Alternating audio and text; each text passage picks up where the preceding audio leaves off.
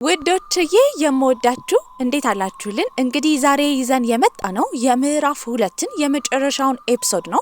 ይሄም ኤፒሶድ 9 ነው። እንደምትወዱት ተስፋ አለኝ። እናንተ ግን በቪፒኤን እያያችሁልን አይደለም።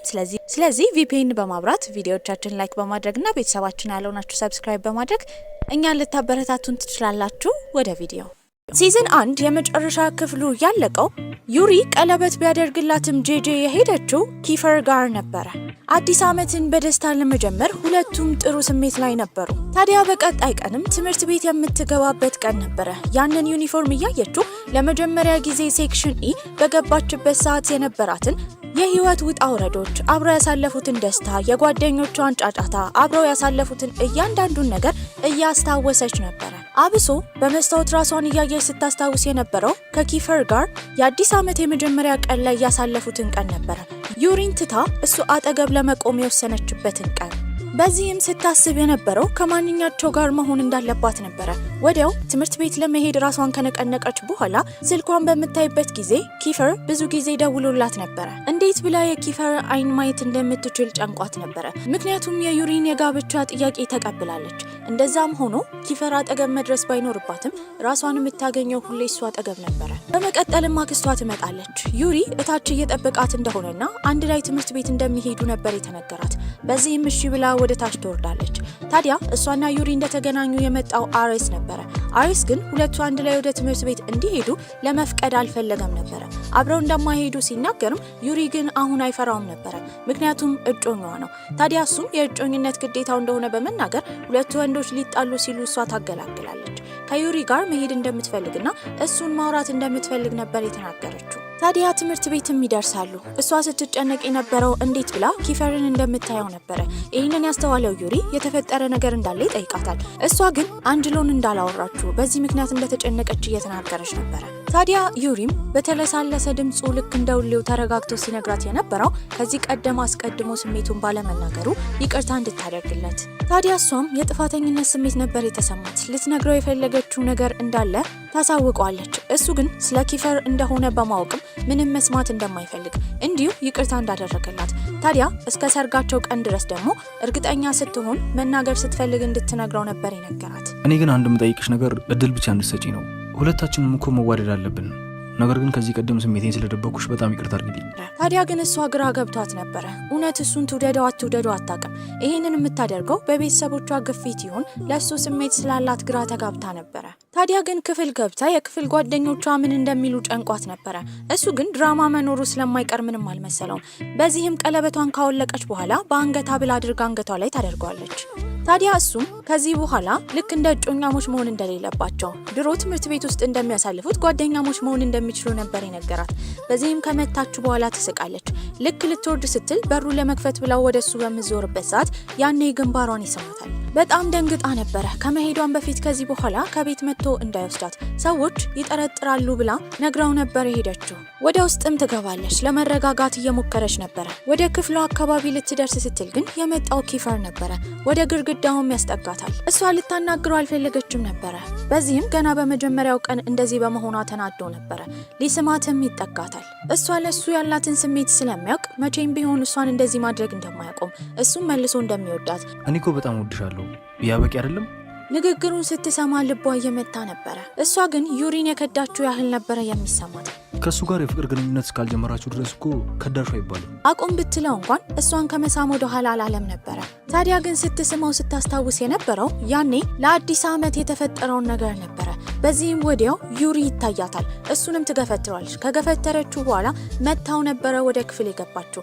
ክፍል ስትገባ ልክ እንደ ያኔው ሁል ጊዜ ተማሪዎቹ እየተንጫጩና እየተጫወቱ ነበረ። ኪፈርም ወደ ውስጥ በሚገባበት ጊዜ ሁሉም ጸጥ ይላሉ። ከንፈሩ ላይ ያለውን ቀይ ቁስል ባዩበት ጊዜ ግን ተገርመው እየሳቁበት ነበረ። ጄጄም እሷ እንዳደረገችው ስላወቀች በኩራት እየሳቀች ነበረ። ልክ እንደ ሁል ጊዜው ተማሪዎቹ በቦታቸው ይቀመጣሉ። እዛው ተደርድረው ነበረ። መምህሩም ይገባል። ለአዲሱ ዓመት እንኳን ደስ አላችሁ ብሎ ከተቀበላቸው በኋላ በአሁኑ ዓመት ግን ብዙ ቅየራዎች እንደሚኖሩ፣ ብዙ ስራዎችና ፋይናል ፈተናቸው ራሱ ከባድ እንደሚሆን፣ ወደ ኮሌጅ የመግቢያ ዕድላቸው አሁን እንደሆነ እየተናገረ ነበረ። ያኔ ጄጄ ትጨነቃለች።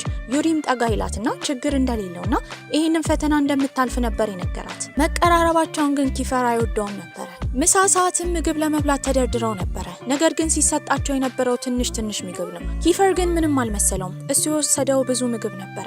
ቁጭ ብለው እየተመገቡ እያለ አጠገቧ ነበር የተቀመጠው። ታዲያ እሱም ሲነግራት የነበረው መቼም እንደማይተዋትና እሷ የእሱ እንደሆነች ነበረ። በዚህ ንግግሩም ተናዳ ተነስታ ትሄዳለች።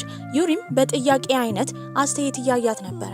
ሲየን ግን ወደ ትምህርት ቤት አልመጣም ነበረ። በተደጋጋሚ ለሱ እየደወለች ነው። ቴራሱ ላይም ወጥታ ምግቧን ለመብላት ተዘጋጅታ ነበረ። እዛ ግን ያገኘችው ድሩ የተባለውን የክፍል ጓደኛዋን ነበረ። በጣም ተናዶ ስለነበረ ምን ሆኖ እንደሆነ ጠይቋለች። እሱ ፍቅር ከባድ እንደሆነ፣ ታዲያ ፍቅር በሁለቱም በኩል ካልሆነ የባሰ ግራ እንደሚያጋባ፣ አብሶ በሁለት ሰው መካከል ሆኖ አንዲት ሴትን ማፍቀር እንደሚከብድ እየተናገረ ነበረ። ታዲያ ፍቅረኛ እንደያዘ ከነገራት በኋላ ፎቶ ሲያሳያት ያ ፎቶ እሷን ይመስል ነበረ። ትንሽ የወፈረችና መልኳ የተቀየረ ልጅ ነበረች። እሱ ጋርም ቁጭ ብላ ስለ ህይወትና ስለ ፍቅር ካወራች በኋላ አመሻሽ ላይ ወደ ቤት ትሄዳለች። እዛ ያገኘችው ሲያንን ነበረ። በንዴት ትቆጣው ጀመረ። ትምህርት ቤት ለምን እንዳልመጣ እስከዛሬ ስለምን እንዳልደውልላት እየጠየቀችው ነበረ። ወንድሙ ቤቱላ ዘግቶ አስቀምጦት እንደነበረ፣ በማስቸገሩ የተነሳ ወደ ሌላ ሀገር ሄዶ እንደነበረ፣ አሁን ግን እናቱ እንኳን እንደማትፈልገው፣ በዚህም እቃውን እንዳለ ሰብስቦ ወደዚህ እንደመጣና እሷ ክፍል አንጅሎ ተቀመጥ ስላለው እሷ ክፍል እንደሚያድር እየተናገረ ነበረ። ያኔ አንጅሎ ይመጣል። እሷም እሱን ለማናገር በጣም ፈርታ ነበረ። ሲያንም እሷ ክፍል እንደሚያድር ከነገራት በኋላ እየተሯሯጡ ወደ ላይ ይወጣሉ። በቀጣይ ቀንም ተኝታ ነበረ።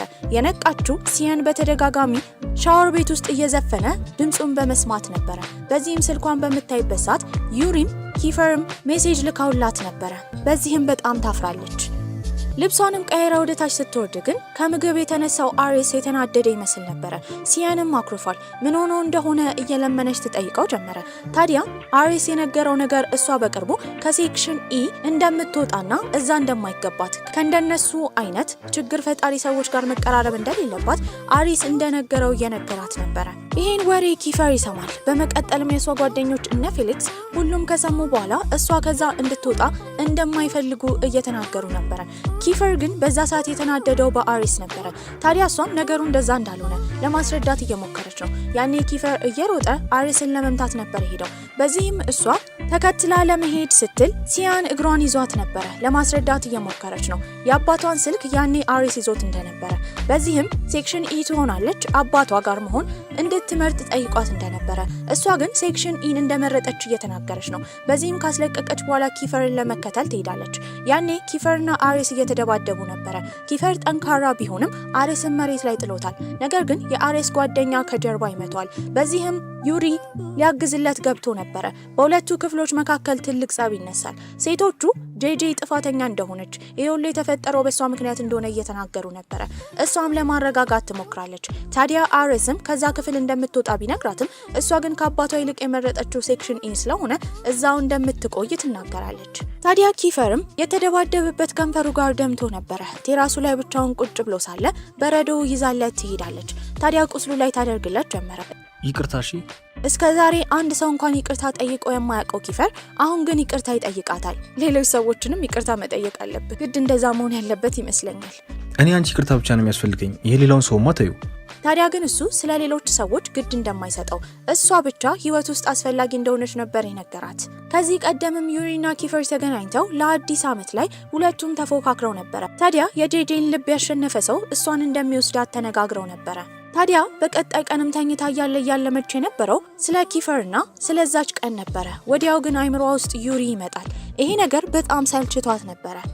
ስልኳንም በምታይበት ጊዜ ባሁኑ መልእክት የላከላት ዩሪ ብቻ ነበረ፣ ኪፈር አላከም። ታዲያ ሲያን ራሱ ሲቀሰቅሳት እንዳልተነሳች በዚህም እንደወጣ የሚያሳይ ደብዳቤ ጽፎላት ነበር የወጣው። ውጪ ላይም ብቻዋን በምትራመድበት ጊዜ የትምህርት ቤት ጓደኛዋ ይመጣል። ታዲያ ከኋላ እየተከተሏት ያሉ ወንዶች እንዳሉ ነበር የነገራት።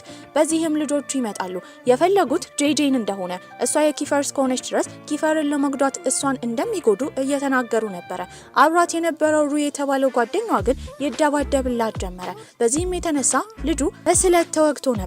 በሌላ በኩል ክፍል ስላልመጣች ዩሪም ኪፈርን በጣም ተጨንቋል። በዚህም ከሆስፒታል ይደወልላቸዋል። እሷ ሁል ጊዜ ደም ስታይ ራሷን ስለምትስት ሆስፒታል ገብታ ነበረ። ሆስፒታል እንደገባች በሰሙበትም ጊዜ እየሮጡ ወደዛ ይሄዳሉ። የተጎዳው ግን የክፍል ጓደኛቸው ብቻ ነበረ። ዴቪድ የተባለው ልጅ በሰዓቱ መጥቶ ባያድናቸው ሁለቱም እንደሚሞቱ እየተናገረ ነበረ። ለዴቪድ ግን አንድ ልጅ መልእክት ልኮላቸው ነበረ።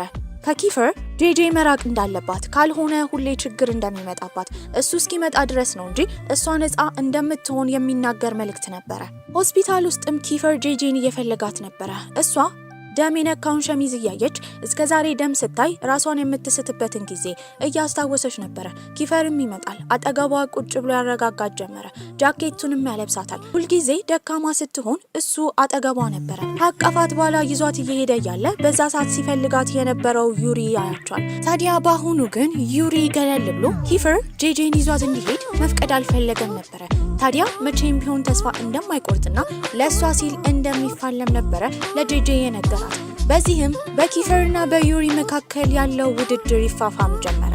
ይሄኛው ኤፒሶድ እዚህ ላይ ነው ያበቃው። ኤፒሶድ 1 ያለቀው ኪፈርና ዩሪ እሷን ለማሸነፍ ጌማቸውን እንደጀመሩ ሲናገሩ ነበረ። ታዲያ በቀጣይ ቀንም ትምህርት ቤት ስትሄድ ወንዶቹ እንዴት መደባደብ እንዳለባት አንድ በአንድ እያሳዩት ነበረ። የካራቴ ብቃቱን ሲያሳያት የነበረው ሲያን ነበረ። በዚህም ፌሊክስ የያዘለትን ደብተር በመምታት የካራቴ አቅሙን ያሳያታል። ከዛም በኋላ ደግሞ የወጣው ዩሪ ነበረ። ዩሪም ሁል ጊዜ ደካማ ጎንን እንድታይ፣ ታዲያ የተደባዳቢውን ወይም የተጋጣሚውን ደካማ ጎን ካየች በኋላ መሬት ላይ መዘረር እንደምትችል እያስረዳት ነበረ። በመቀጠል ደግሞ የመጣው ኪፈር ነበረ። ኪፈር ደግሞ ጨዋታውን ትታ መዋጋት ያለባት በስለት እንደሆነ በማሳየት ስለት ይሰጣታል። እሷም ያንን ስታየው በጣም ደስ ብሏት ነበረ። ጸጉሯንም ካስያዘች በኋላ እንዴት መደባደብ እንዳለባት ይነግራት ጀመረ። በዚህም ከኋላ ያቅፋታል። በዛ ሰዓት በጣም እየደነገጠች ነበረ። ታዲያ ሲዘናጋ ግን ወደ መሬት ትጥሏለች። ያኔ ማሸነፏን ለጓደኞቿ እየነገረች ተደሳስታ ነበረ።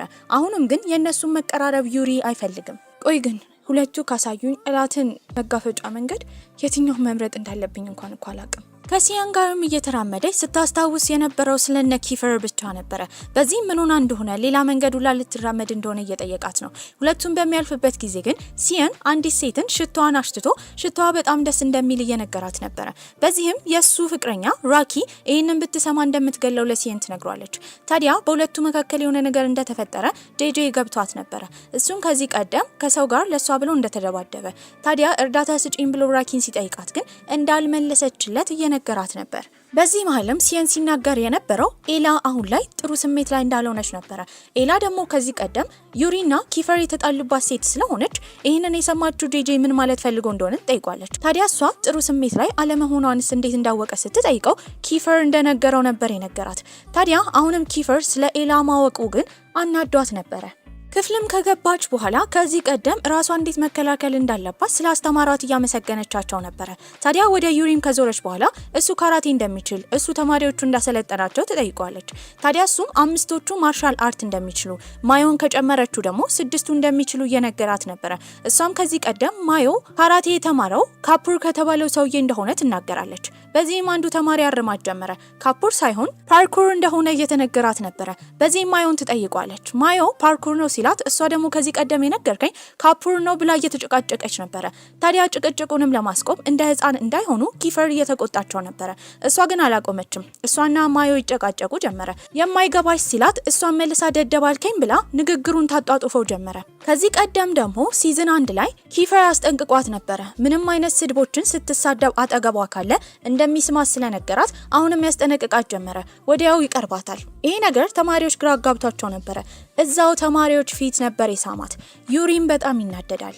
መምህሯም ክፍል ትገባለች። በመካከላቸው ክርክር እንዲኖር እያከራከረቻቸው ነበረ። ፓንዶራ አክሽን ስለሚባለው ነገር እያወሩ ነው። በዚህም አንድ ሰው ደግፎ ሲያወራ አንድ ሰው እየተቃወመ ነበረ። እነማዮ እየተከራከሩ ነው። እሷ ይህንን የክርክር ነጥባቸውን በደንብ ከሰማች በኋላ ጄጄ እጇን አውጥታ ሁለቱም የተናገሩት ነገር ልክ እንደሆነ ተናግራ ነበረ። ታዲያ መምህሯም ክርክራቸው እንዳበቃ አሁን ደግሞ ወረቀት አውጥተው ስለ ክርክሩ ኢሴ እንዲጽፉ ነበር የነገረቻቸው። ተማሪዎቹ እንዳለ እንደዚህ አይነት ነገር ስለማይወዱ በመጻፋቸው ተናደው ነበረ። ያኔ እሷ ብቻ ነበረች ወረቀት የያዘችው። ወረቀቱንም እየቀደደች ማደል ጀመረች። ኪፈርም ይጠይቃታል፣ ለሱም ትሰጠዋለች። ታዲያ ዩሪ ግን አኩርፏት ቁጭ ብሎ ነበረ።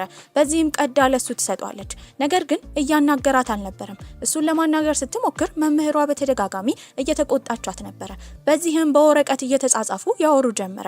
እሷ አናግረኝ ስትለው እሱ ደግሞ ትምህርቷ ላይ ትኩረት ማድረግ እንዳለባት እየነገራት ነበረ። በመጨረሻም በጣም ተናዳ እስካሁን የተጻጻፉበትን ወረቀት ከወረወረችው በኋላ ትጮህበት ጀመረ። ያኔ መምህሯ ከክፍል እንድትወጣ ነበር የነገረቻት። ሁለቱ ወረቀት ሲጻጻፉ ያየው ኪፈር ደግሞ ፈጽሞ ተናዶ ነበር። ታዲያ እሷም በጣም ተናዳ ተማሪዎች የሚቀመጡበት ክፍል ገብታ ጊታር አግኝታ በጊታሩ እየተለማመደች ነበር። ንዴቷን ለመወጣት እየሞከረች እያለ ከኋላ የጠራት ዩሪ ነበር። በዚህም በጣም ትደነግጣለች። ታዲያ እሱም አጠገቧ ይቀመጣል። ቅድም ሊያወራት እንዳልፈለገ አሁን ለማውራት ለምን እንደመጣ እየጠየቀችው ነበር። ቀደም አድርጎ በሱ ምክንያት ከክፍል ስለወጣች ይቅርታ ይጠይቃታል። አንቺን ማውራት ሳልፈልግ አንድ ቀን ቀርቼ እንደማላቅ ታውቂያለሽ። ነገር ግን ፊት ለፊቴ ሲስምሽ ማየት በጣም ያስቀናኛል። በቃ ቀንቼ ነው። ይህም ደግሞ ስለማፈቅርሽ ነው። አንቺ አታፈቅሪኝ ይሆናል፣ ግን ደግሞ እጮኛዬ ነሽ። በድንገት የመጣ የትዳር ጥያቄ ቢሆንም ነገር ግን ተስማምተሻል። ከሱ ጋር ስትሆኚ ማየት በቃ ያስከፋኛል። ዩሪ ይህንን ነገር ሲናገር ስትሰማ በጣም ነበር ያዘነችለት። በዚህም ተነስታ ታቅፈዋለች። ከዛ ከወጣ በኋላ እሷም ቀስ ብላ በምትወጣበት ጊዜ ግን የመጣው ኪፈር ነበረ። ኪፈርም በጣም ተናዶ አገጯን ይዞ ይጮህባት ጀመረ። እንዴ ቆይ እያመመኝ እኮ ነው፣ ምን እያደረግክ ነው? ይኸውልሽ ነግሬሻለሁ። አንቺ እኔ ነሽ አይደለ? ድጋሚ ከዩሪ ጋር እንደዚህ ስትሆኚ ባይሽ ትከፊያለሽ። ገባሻ? እሷም እንዲህ በመናደዱ በጣም ነበር የደነገጠችው። ቤትም ከሄደች በኋላ ስለዚህ ነገር እያሰበች ነው። ታዲያ ሲያንም አይስክሪም ለመብላት ማንኪያ አምጪ ብሏት እሷ ይዛ የመጣችው ሹኪያ ነበረ። እሱን እንኳን ማውራት አልፈለገችም። በዚህም ማጥናት ፈልጋለሁ ብላ ዴስኳ ላይ ብትቀመጥም በሀሳብ ተውጣ ነበረ። ይህንን ነገር የተረዳው ሲያንም አብረው ቁጭ ብለው ፊልም እንዲያዩ ጥያቄ ያቀርብላታል። እሷ ግን ልትጠይቀው የምትፈልገው ነገር ነበረ። ካመነታችን በኋላ ኪፈር ሲናደድ አይቶት እንደሚያውቅ ሲያንን ትጠይቀዋለች። ታዲያ ሲያንም ሊነግራት አልፈለገም ነበረ። ከዚህ ቀደም ግን አይቶት እንደሚያውቅ ከሁሉም የሚያስታውሰው ግን ከዩሪ ጋር የተደባደበ ጊዜ እንደሆነ ያም የተፈጠረው በኤላ አማካኝነት እንደሆነ እሱም እንደጠረጠረ እሷ ጥግ ቆማ ስታለቅስ እንደነበረ ይናገራል።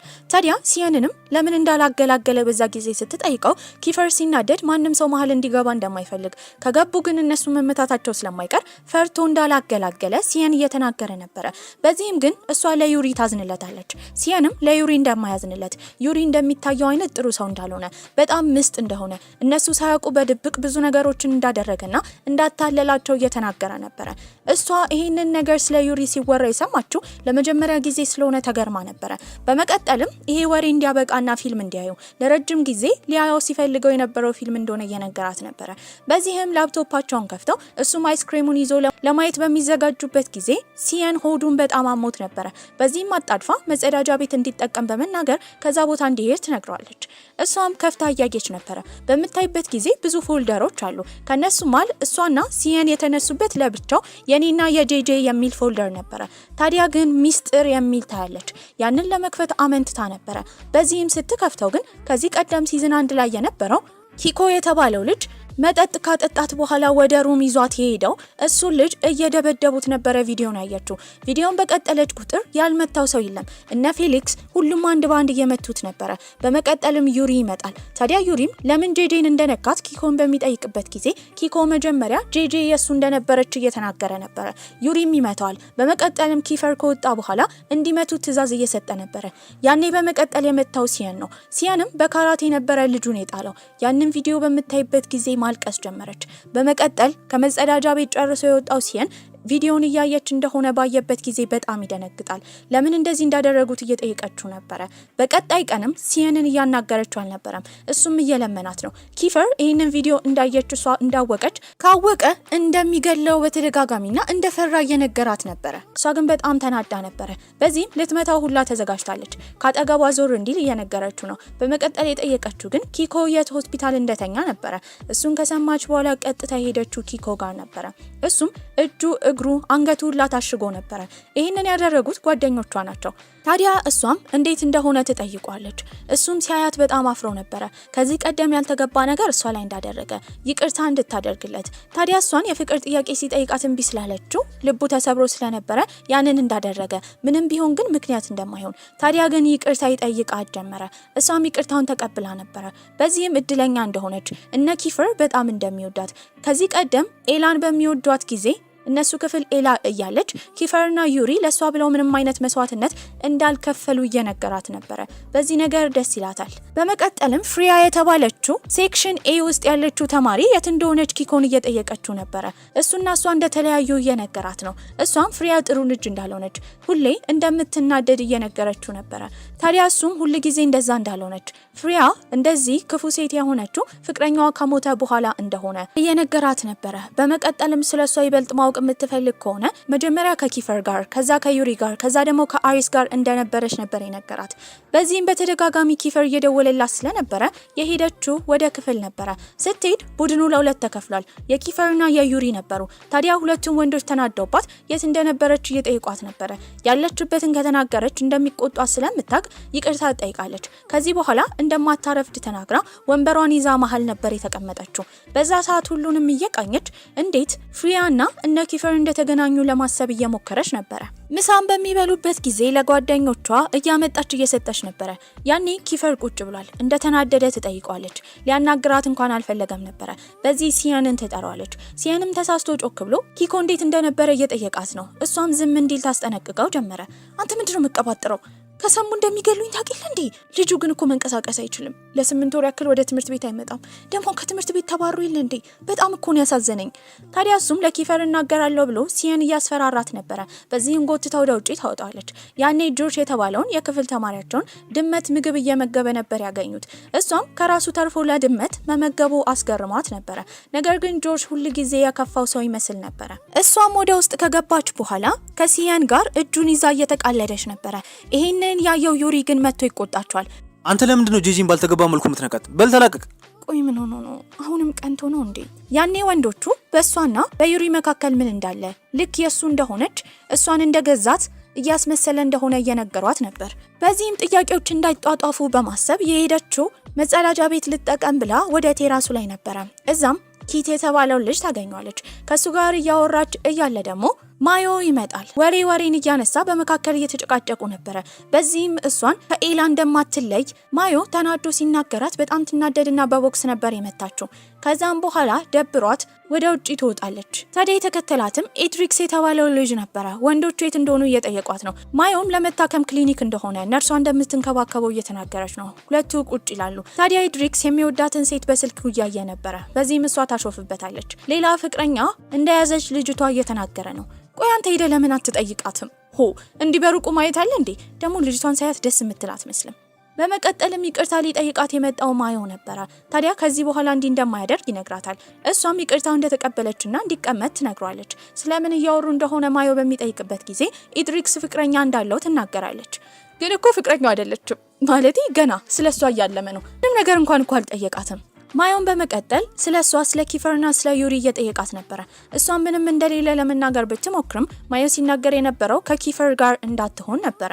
ማለት ቆይ ለምን እንደዛ አልከኝ? ኪፈር መጥፎ ነው እያልኩ አይደለም። ነገር ግን ደግሞ በሴት ዙሪያ ራስ ወዳድ ነው። ያለው ጓደኛ ዩሪ ብቻ እንደሆነ እያወቀ ሌላ ደግሞ መሆን የምፈልገው ከዩሪ ጋር ነው ብትልም ከራሱ ከጓደኛው በቃ ከዩሪ ኪፈር ቀማው። ምንም አይነት ነገር ራሴን ለመከላከል ከሞክርም ሳስበው ከሁለቱ አንዱ መጎዳታቸው አይቀርም።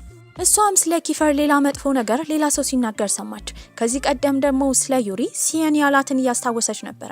አሁን ይበልጥ ነገሮች ግራ እየገቧት ነበር። ያኔ ሁለቱ ወንዶች ይመጣሉ። ኪፈርና ዩሪ ምን እያደረጉ እንደሆነ ነበር የጠየቋቸው። ታዲያ ጄጄም ክፍል ውስጥ ግራ በመጋባት ስሜት ውስጥ ቁጭ ብላ ነበረ። ከሁለቱ ወንዶች ማንም መምረጥ እንዳለባት ግራ ገብቷታል። መምህሩ ግን እያስተማረ ነበረ። በዚህም ስለ መጽሐፉ ምን እንደምታስብ ጥያቄ ያቀርብላታል። የምትመልሰው ግራ ገብቷት ነበረ። ወዲያው ግን ሊደወል ችሎ ነበረ። በዚህም በቀጣይ ትልቅ ጉዞ እንደሚኖራቸው እየተነገራቸው ነው። በዚህም እሷ ከመውጣቷ በፊት ግን ኪፈር ነበር የጠራት። ያ ጉዞ በሚኖርበት ጊዜ አብረው ዴት እንዲወጡ ይጠይቃታል። እሷ ግን እምቢ ትላለች። በመቀጠልም ዩሪ ይነሳል። ቦርሳዋን ሊይዝላት እንደሚፈልግ ነበር የተናገረው። አይ ችግር የለውም ማለቴ ውስጡ ባዶ ነው አያስፈልግም። እየሮጠችም ወደ ቤት ትሄዳለች። ክፍሏ ውስጥም ሲያን እቃዎችን እያስተካከለ ነገር ግን በእሷ አስተያየት እያበላሸ ነበረ። ቆይ ምንድነው ኮተት የምታበዛው? ይሄ መብራታው ምን ይሰራል? ምን ያህል እንደምንከፍል ለመብራት ታውቃለህ? ታዲያ ግን እሱ ሲጠይቃት የነበረው አይስክሬም ነበረ። አይስክሬም ጭራሽ ልትሰጠው አልፈለገችም። በዚህም በተደጋጋሚ ለምናት ጀመረ። በአንተ ምክንያት እኮ ደሃ ልሆን ነው። ቦርሴ ውስጥ እኮ ምንም ብር የለም። ለማንኛውም ሽቶ ልቀባና ልብሴ ልቀይር፣ ሄጄ ገዝቼ ልህ እመጣለሁ። እሷም ወደዛ ትሄዳለች። ምን ፍሌቨር ለሱ መግዛት እንዳለባት እያየች እያለ የመጣው ዴቪድ ነበረ። አንተ አስደነገጥከኝ እኮ። እሱም አጠገቧ ይቀመጣል። መመገብ ከፈለገች የትኛውንም ነገር ሊገዛላት እንደሚፈልግ ነበር የነገራት። በዚህ ምርጫዋን ትናገራለች። ከሻጮቹ አይስክሬሙን ነበረ ይዞላት የመጣው። በሚያወሩበትም ጊዜ ኪፈር ሜሴጅ ይልክላታል። የት እንደሆነች እየጠየቃት ነበረ። ምን አገባ ፍቅረኛ አይደለ ስለዚህ መጠየቅ እኮ አትችልም። ይህንን ያየው ዴቪድም በመቀጠልም ፊቱ ላይ ከባድ ሀዘን እየታየበት እሷና ኪፈር አንድ ላይ እንደሆኑ ይጠይቃታል። ያኔ ትን ይላት ጀመረ። ፊቱ ላይ ያለውን የተፋችበትን አይስክሪም እየጠረገች እያለ ግን ደረቷ አካባቢ ሲያይ ነበረ። አንተ ባለጌ ቆይ ምን እያረክ ነው? እሱ ግን ሲያይ የነበረው አንገቷ ላይ ያለውን ቀለበት እንደሆነ ይነግራታል። በዚህም ከዚህ ቀደም ክሪስማስ በሚያከብሩበት ጊዜ የሆነ ሰው ስጦታ ሰጥቷት ዴቪድ ደግሞ ያንን ስጦታ ለጄጄ ሰጥቷት ነበረ። ቆይ ግን ያኔ ስጦታውን የሰጠኝ ማን ነው? እንድታስብ በተደጋጋሚ እየጠየቃት ነበረ። በዚህም ያስታወሰችው ከጓደኞቹ በአደጋ አማካኝነት ሞቷል ተብሎ ሲዝን 1 ላይ የነበረው ፐርሲ ነበር ትዝ ያላት። በዚህም ፐርሲ እንደሆነ ጠይቋለች። እሱም አዎ ይላታል። ታዲያ ፐርሲ ማግኘት እንዳልቻለች ከሱ ጋር እንደሚያወሩ እየጠየቀችው ነበረ። ዴቪድም እንደሚደውልለትና ራሱ ቴክስት እንደሚልክለት እሱ ግን መልሶ እንደማያናገረው ይናገራል። ድርቅ ብላ መልእክት እንዲልክለት እየጠየቀችው ነበረ። በዚህም ዴቪድ ፎቶ ካነሳት በኋላ ለፐርሲ ይልክለታል። እስኪ መልስ ቁጭ ብለው እየጠበቁ ነበረ። ፐርሲን በሚመልስበት ጊዜ የቁጣ መልእክት ነበር ይላከው። አንገቷ ላይ ያደረገችውን ቀለበት እንድታወልቅ ንገራት፣ ካልሆነ ዩሪ መጥቼ እገለዋለሁ። ከዛም በኋላ ግን መልሶ ቴክስት አላከም ነበረ። ሌሊቱን ሙሉ እሱ ቴክስት መልሷል ወይስ አልመለሰም ብላ ስትጨነቅ ነበር ያደረችው። በዚህም በምትነሳበት ጊዜ ፊት ለፊቱ ያያት ሲያን አይኗ ስር ባለው ጥቁረት ምክንያት በጣም ደንግጦ ነበረ። ፎቶም እያነሳ እየቀለደባት ነበረ። ወዲያው ስልኳ ይጮህ ጀመረ። በዚህም ስልኩን እየፈለገ እያለ ባስኬት ውስጥ ነበር ያገኘው። ለምን ስልኳን እንደጣለችም ይጠይቃታል። ቴክስት እንዲያደርግልኝ የፈለግኩት ሰው አለ፣ ነገር ግን ቴክስት እየመለሰልኝ አይደለም። በዚህም ሲደውል የነበረው ደግሞ ኪፈር ነበረ። እሺ አሁን በስነ ስርዓት ለምን ስደውልልሽ እንዳላነሳሽና ቴክስት ስልክልሽ ለምን እንዳልመለሽልኝ በስነ ስርዓት አስረጂ። ያው አሁን ገና ነው ስልኬን ያየሁት። ከነ ኢማን ጋር አስቤዛ ለመግዛት ትወጫለሽ?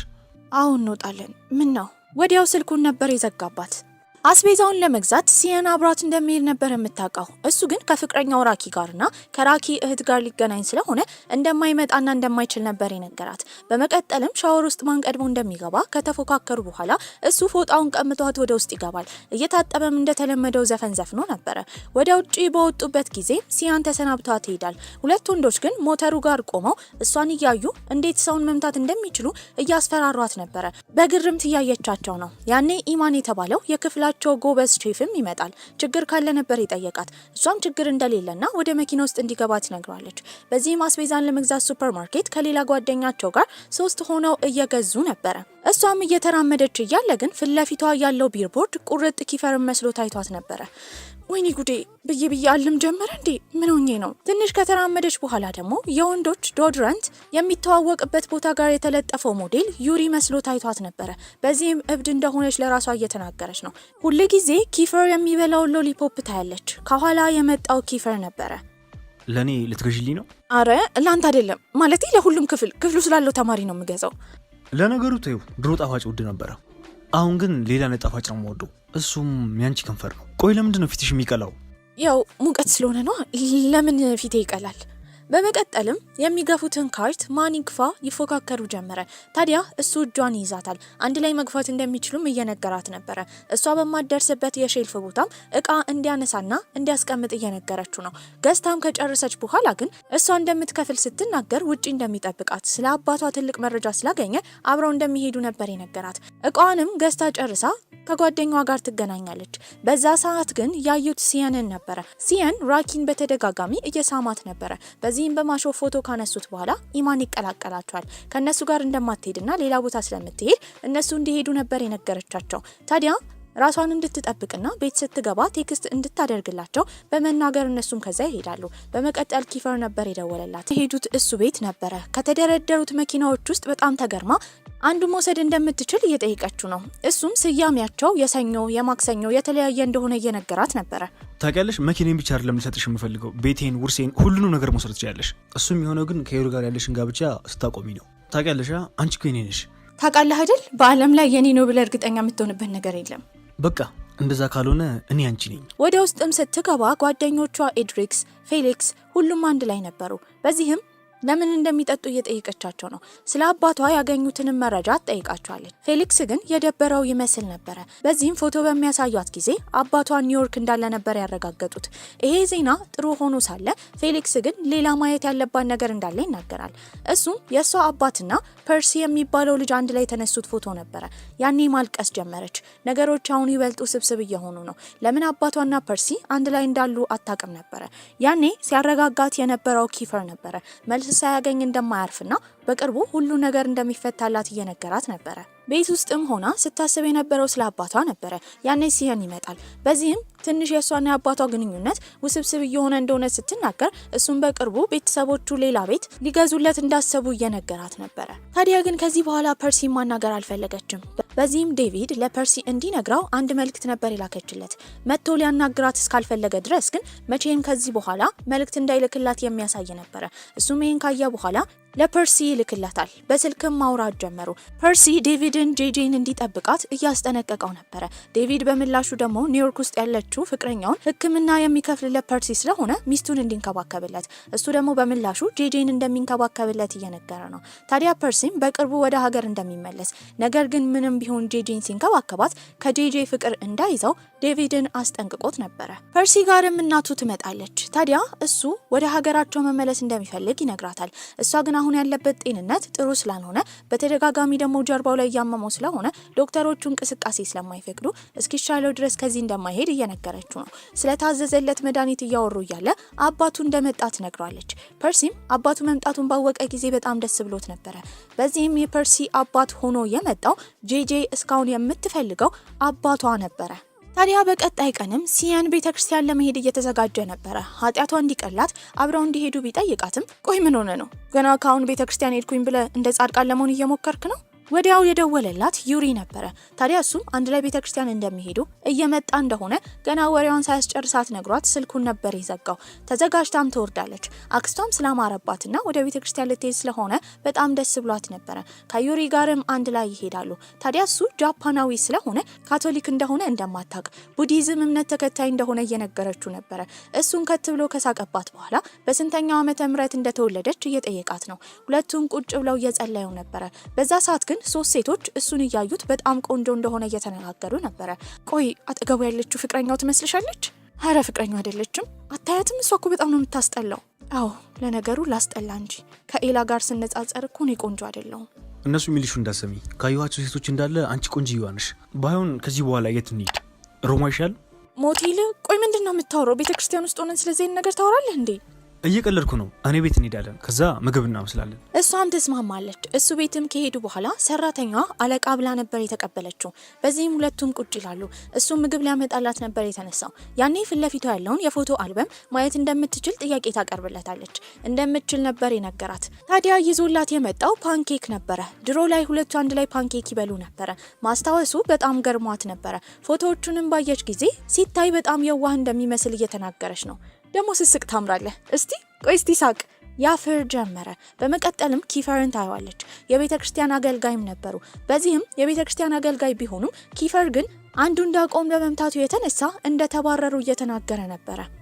ከኪፈር ይጠበቃል። እሱ እኮ በጣም አስቸጋሪ ልጅ ነው።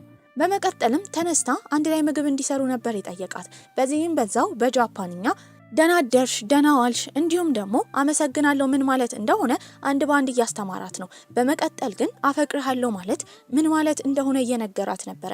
ያንን ቃል ለማለት ትንሽ ትቸገራለች። እሱም በደንብ ያለማምዳት ጀመረ። ታዲያ ካሮቱን እየከተፈች እያለ ግን እጇን ትቆርጠዋለች። እንደተለመደው ደም ስታይ በጣም ስለምትፈራ ትንቀጠቀጥ ጀመረ። እሱ ሄዶ ፎጣ ሊያመጣ ሲል ግን እባክህ ብቻዬን አትተወኝ፣ አትሂድ እባክህ፣ ወይ ለኪፈር ደውልለት። እሱም ያረጋጋት ጀመረ። ለኪፈር እንዲደወልለት አልፈለገም። ታዲያ ቁጭ ካሉ በኋላ ምንም አይነት ችግር ከተፈጠረባት ለሱ መናገር እንደምትችል እንደሚረዳት እየነገራት ነበረ። እንዴት እንደሆነ አላቅም፣ ከሆነ ጊዜ ጀምሮ ደም ሳይ በጣም እፈራለሁ።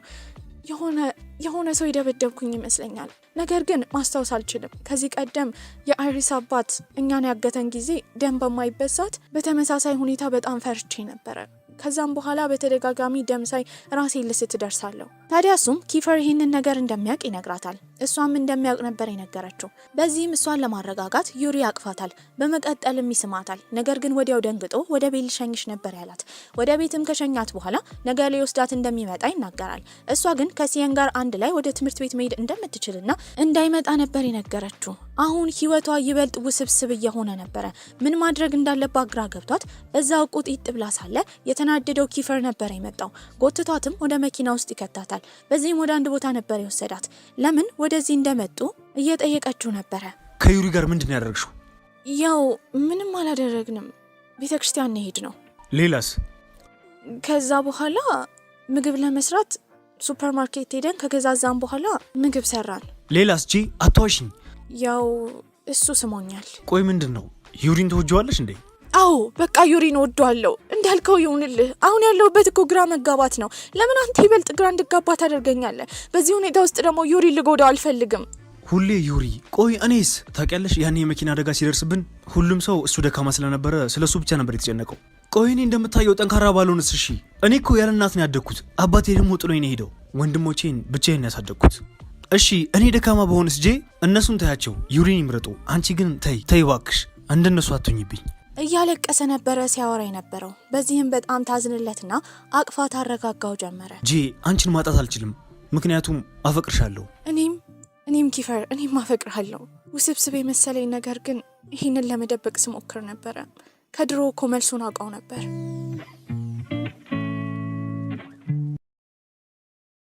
ፊልማችን ሲጀምር ጄጄ ትላንትና በተፈጠረው ነገር በተደጋጋሚ እያሰበች ነበረ።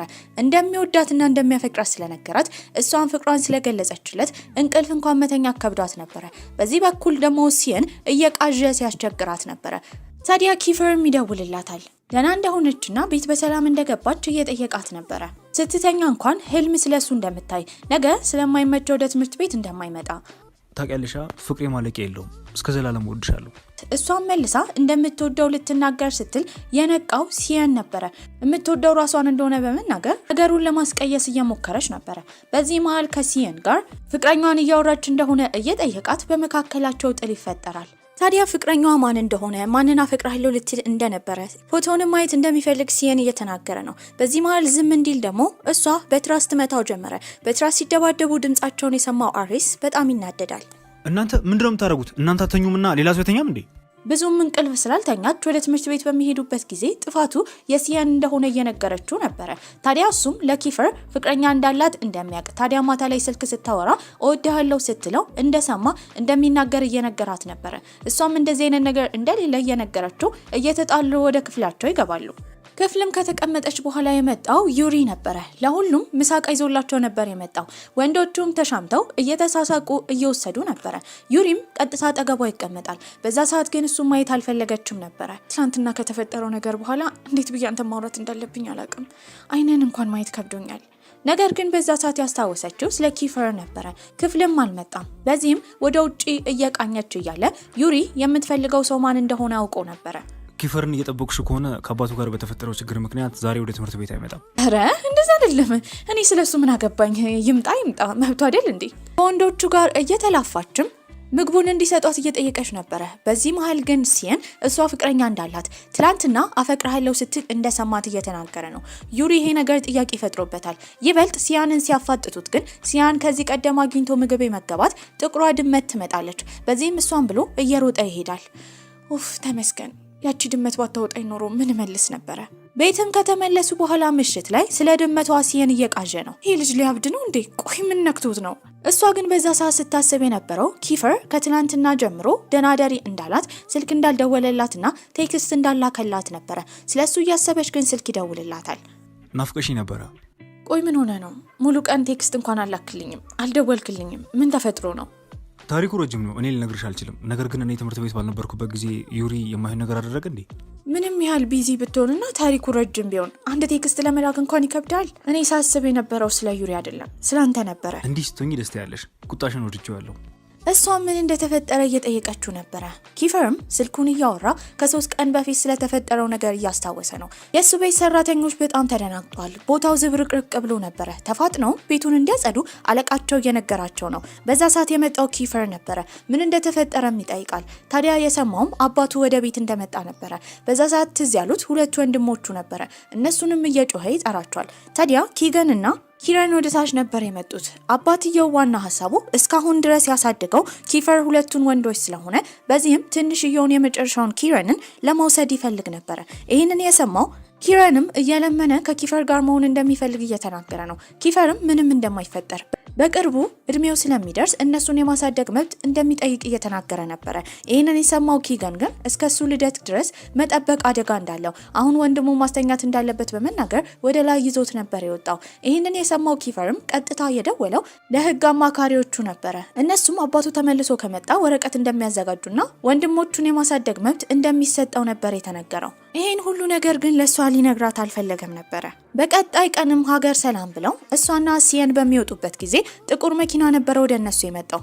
ቆይ ምንድን ነው ፍቅረኛ ላኪ ናታ ይህንን መኪና ይላከችልህ? በዚህ ነው ወደ ትምህርት ቤት የምትሄደው? ወዲያው ግን 2 ሰዎች ይወጣሉ። አሪስም ተከትሏቸው መጥቶ በነገሩ ግራ ተጋብቶ ነበረ።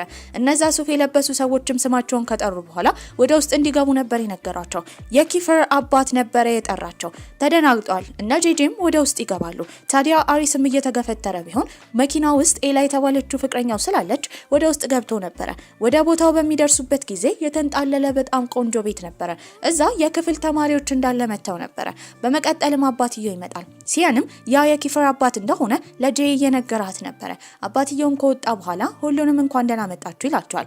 አሪስ ግን ይሄ ነገር ግራ ስለገባው ለምን እንደጠራቸው እየጠየቀ ነበረ። አባትየውን በምላሹ ልክ እንደ ድሮ አሪስ በጣም ችኩል እንደሆነ ዛሬ ለምሳ እዚህ እንደተጠሩ እየተናገረ ነበረ። ያኔ የመኪና ድምጽ ይሰማል። ሁለቱም ቅንጡ መኪና ይዘው ዩሪና ኪፈር ነበር ወደዛ የመጡት። ቆይ ሁለቱም በተመሳሳይ ሰዓት ነው የሚመጡት? እሺ አሁን አይኔን ማን ላይ ነው ማሳረፍ ያለብኝ? ኪፈርን በአባቱ ተግባር በጣም ተናዶ ነበረ። ታዲያ ለምን ጓደኞቹን እዚህ እንደጠራ እየጠየቀ ነው። አባትየውም ወደ ውስጥ እንዲገቡ ነበር የነገራቸው። በቦታው ጥቁር በጥቁር ሱፍ የለበሱ እንዲሁም መሳሪያ የያዙ ወንዶች ነበሩ። በዚህም ፈርተው አንድ ባንድ ወደ ውስጥ ይገባሉ። መጨረሻ ላይ ገባችሁ ጄጄ ነበረች። ያኔ ድምጽ ያሰማት ኪፈር ነበረ። ወደ አንድ ክፍል እንድትመጣ ይነግራታል። ቆይ ምንድን ነው? ምን እየተፈጠረ ነው? ለነገሩ ማንም አልተከተለንም። እሱም ይዟት የሄደው የሱ ወንድም ኪገንና ኪረን ያሉበት እንዲሁም ዩሪ ያለበት ቦታ ነበረ። እነሱም ሲነግሯት የነበረው አባትየው የሆነ ነገር እያሰበ እንደሆነ፣ በቅርቡ ኪረንን ከኪፈር መንጠቅ እንደፈለገ። ታዲያ አባትየው የፈለገውን ነገር የሚያደርግ ሰው ስለሆነ ምናልባት የሆነ ነገር ከተፈጠረ እሷ ኪረንን ይዛው ከዚህ እንድትወጣ ነበር የነገሯት። እንዴ ምን ማለት የሆነ ነገር ከተፈጠረ? አራት አስፈራሩኝ፣ እየፈራው ነው። ኪፈርም እንዳትፈራ ታናሽ ወንድሙን ግን መጠበቅ እንዳለባት እያነገራት ነበረ። ኪገንን ከዚህ በፊት አግቶት ነበረ። አሁን ደግሞ ኪረንን ማገቱ አይቀርም። በመቀጠልም ኪገን አባትየው እነሱ እንደማይጎዳቸው ኪፈር ላይ ስለሚፈጠረው ነገር ግን እርግጠኛ እንዳልሆነ እየተናገረ ነበረ። በዚህም ሁሉም ወደ ተማሪዎቹ ለመቀላቀል ስላሰቡ 2 ወንድሞችና ዩሪ ከዛ ይወጣሉ። ዩሪ ግን ሲሄድ እየዞረ እሷን እያያት ነበረ። በመጨረሻም ኪፈርና ጄጄ ነበር የቀሩት። በጣም ናፍቀሽኝ ነበር። አብሯት ስለሆነም እያቀፋት ነበረ። ጄጄም መውጣት እንዳለባቸው ትነግሯለች። ቆይ አንዴ ከመሄድሽ በፊት የሆነ ነገር እንድትናገር ቢነግራትም እሷ ግን በተፈጠረው ነገር ስለደነገጠች ስሙን ብቻ እየጠራች ነበረ። በመቀጠልም ወደ ጓደኞቻቸው ይቀላቀላሉ። ሲያንም የት እንደነበረች በጭንቀት እየጠየቃት ነበረ። ከተቀመጡ በኋላ የተቀመጠላቸውን ምግብ እየተመገቡ ነበረ። በመቀጠልም አባትየው ይመጣል። እሱም ተቀምጦ እዚህ የጠራቸው የልጁን ጓደኞች ለማውራትና ምሳ ለመጋበዝ ብቻ እንደሆነ እየተናገረ ነበረ። በመቀጠልም የአባትየው አይን ያረፈው አሪስ አጠገብ የተቀመጠችው ኤላ ላይ ነበረ። በዚህም ከዚህ ቀደም የልጁ ፍቅረኛ እንደሆነች አሁን ነገሮች የተቀየሩ እንደሚመስል እየተናገረ ነበረ። አንድ ባንድ ተማሪዎችን እየቃኘ ነበረ። በዛ መሃል ከዚህ ቀደም አይቷት የማያውቀውን ጄጄን ነበር ያያት። ስሟ ማን እንደሆነ ይጠይቃታል። ጄስፐር ጂን ማሪያኖ እባላለሁ። አባትየውም ወዲያው ያንን ስም እንደሰማ አባቷን እንደሚያውቀው ሀብታም እንደሆነ ከሷ ሌላ ልጅ እንዳለው እየነገራት ነበረ። ይህንን የሰማው ኪፈርን በጣም ይናደዳል። አንተ ማትረባ ሰውዬ ስለማያገባ ነገር አታውራ። እኔ ጠየቅኩት ሰውን አይደል እንዴ? አንተ ምን አገባ? ታዲያ የፈርናንዴዝ ቤተሰብ እንደሆነች እንደሚያስታውቅ ያ ማለት እሷና አሪስ የአክስት ልጆች እንደሆኑ እየተናገረ ነበረ። አባትየው በዛ አላቆመም። ይባስ ብሎ የእሷን ቤተሰቦች ይሰድብባት ጀመረ። ደደብነህ እዚህ ጠራሃቸው ልሰድባቸው ነው? በልጁ ንግግር አባትየው ተናዶ ነበረ። ሊሰድበው እንደማይችል ይሄ ቤት የሱ እስከሆነ ድረስ አነጋገሩን እንዲያስተካክል እየነገረው ነው። በመቀጠልም አባትየው ወረቀት ካወጣ በኋላ እንዲፈርም ነበር የነገረው። እዛ ላይ መፈረም ያለበት ኪረንን አባትየው እንዲያሳድገው የሚያሳይ የወላጅነት ወረቀት ነበረ። ኪፈር ግን ጭራሽ ሊፈርም አልፈለገም። አጠገቡ ያሉት ጥቁር ሱፍ ከለበሱት አንዱ ጋርም ይደባደብ ጀመረ። ሊያግዝለትም ዩሪ ይነሳል። በዛ መሃል ሁሉም ወንዶች ተነስተው ከሰዎቹ ጋር መደባደብ ጀመሩ። ጄጄ ቶሎ ብሎ ኪራን ከዛ እንዲወጣ እየነገረችው ነበረ።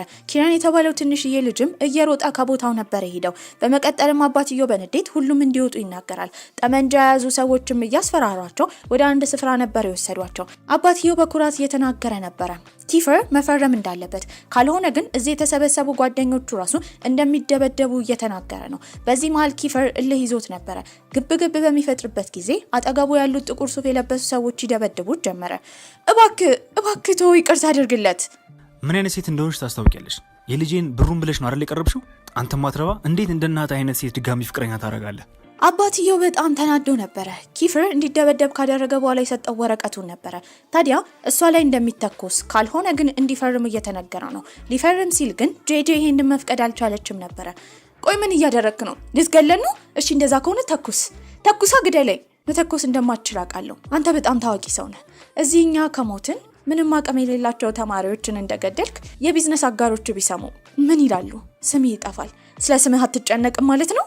ሽጉጥ የያዘውን ሰውዬ እንዲተኩስባት እየተናገረች ነው። አሪስም በምታደርገው ነገር በጣም ተጨንቋል። ምን እያደረግሽ ነው? አርፈሽ ተቀመጭ እንጂ። ኪፈርም እንድታቆም እየነገራት ነበረ።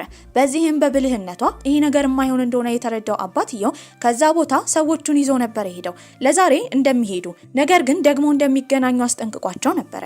ወይኔ ጉዴ፣ በጣም ፈርቼ ነበረ። የምሞት መስሎኝ ነበር እኮ። እነሲያንም ጥሩ ነገር እንዳደረገች ጠንካራ እንደሆነች እየነገሯት ነው። በዚህ ደስተኛ ያልነበረው ኪፈር ነበረ። ያምሻል? ተኩስብኝ ያልሽው እኮ ታዋቂ ገዳይ ነው፣ ዲለን ይባላል። አጉል ተፈታተንሽው። ሊደፋሽ ይችል ነበር እኮ። እንደዚህ አይነት ነገር ደግመሽ እንዳታደርጊ። በቀጣይ ምን ማድረግ እንዳለባቸው እንዲያስቡ ነው ያደረግሻቸው። ቆይ ምን ማለት ነው? አመሰግናለሁ እንኳን አይለኝም እንዴ?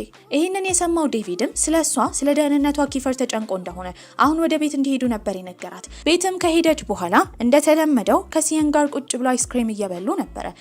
ወሬን እያነሳ በዛ ሰዓት መልእክት የላከላት ኪፈር ነበረ። ልታየው እንኳን ስልኳን አልፈለገችም። በመቀጠልም ሲየን ስልኩን ሲያነሳ እሷ ወደ ታች እንድትወርድ እንዲነግራት ካልሆነ ግን ገብቶ አንጅሎን እንደሚያናግረው የሚያሳይ መልእክት ለሲየን ልኮለት ነበረ።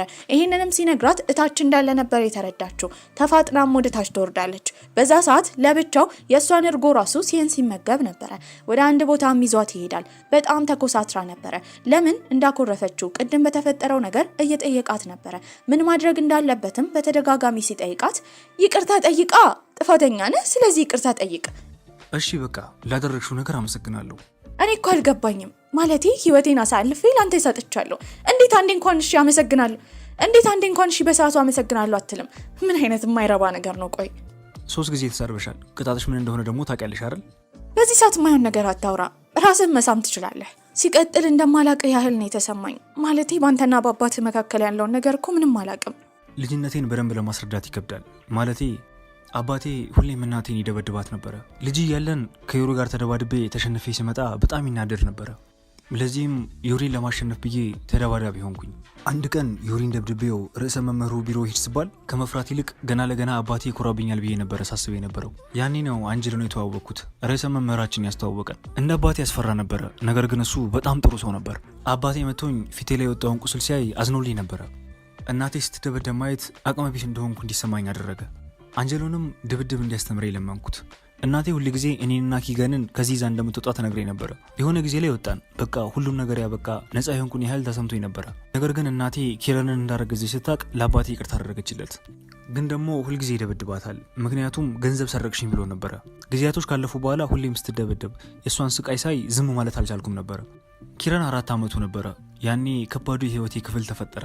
ለእናቴ ደግፌ አባቴን ገፈተርኩት። የኔ ጥፋት ነው። ያ አውሬ እናቴን እንዲጎዳ ተፈቀርኩለት። መልሶ እኔን ይደበድበኝ ጀመረ። እናቴ ለማገላገል መሀል ገብታ ነበር። እባክህ እኔ ልጅ ተነሳ፣ ከዚህ ሂድ እሺ። እኔ እመጣለሁ፣ እኔ ምንም አልሆንም፣ ከዚህ ሂድ እሺ። እማዬ ጥዬሽ የትም አልሄድም። ያኔ አባቴ እኔን በኃይል ሲደበድበኝ እናቴ ከኋላ አባቴን በጠርሙስ መታችው። ነገር ግን አባቴ ራሱን ከሳተበት ሲነሳ እናቴን ከግድግዳ ጋር እያጋጨ ይደበድባት ጀመረ። በዛን ጊዜ ግን ላግዛት አልቻልኩም፣ ምክንያቱም ታምሜ መሬት ላይ ወድቄ ነበረ። ከመደብደቧ የተነሳ ብዙ ደም ፈሰሳት፣ ሞተች። እናቴን የገደለው አባቴ ነው። ታሪኩንም አውርቶ ከጨረሰ በኋላ ጄ በጣም አዝና እያለቀሰች ነበረ። ተይ አታልቅሺ። የኔ ህይወት በጣም መጥፎ ነው ብዬ አስብ ነበረ። ያንተ ግን የባሰ ነው። አባትህ እንደዚህ አይነት ሰው አልመሰለኝም ነበረ። በጣም ብዙ ነገር አሳልፈሃል። በጣም ጠንካራ ነህ።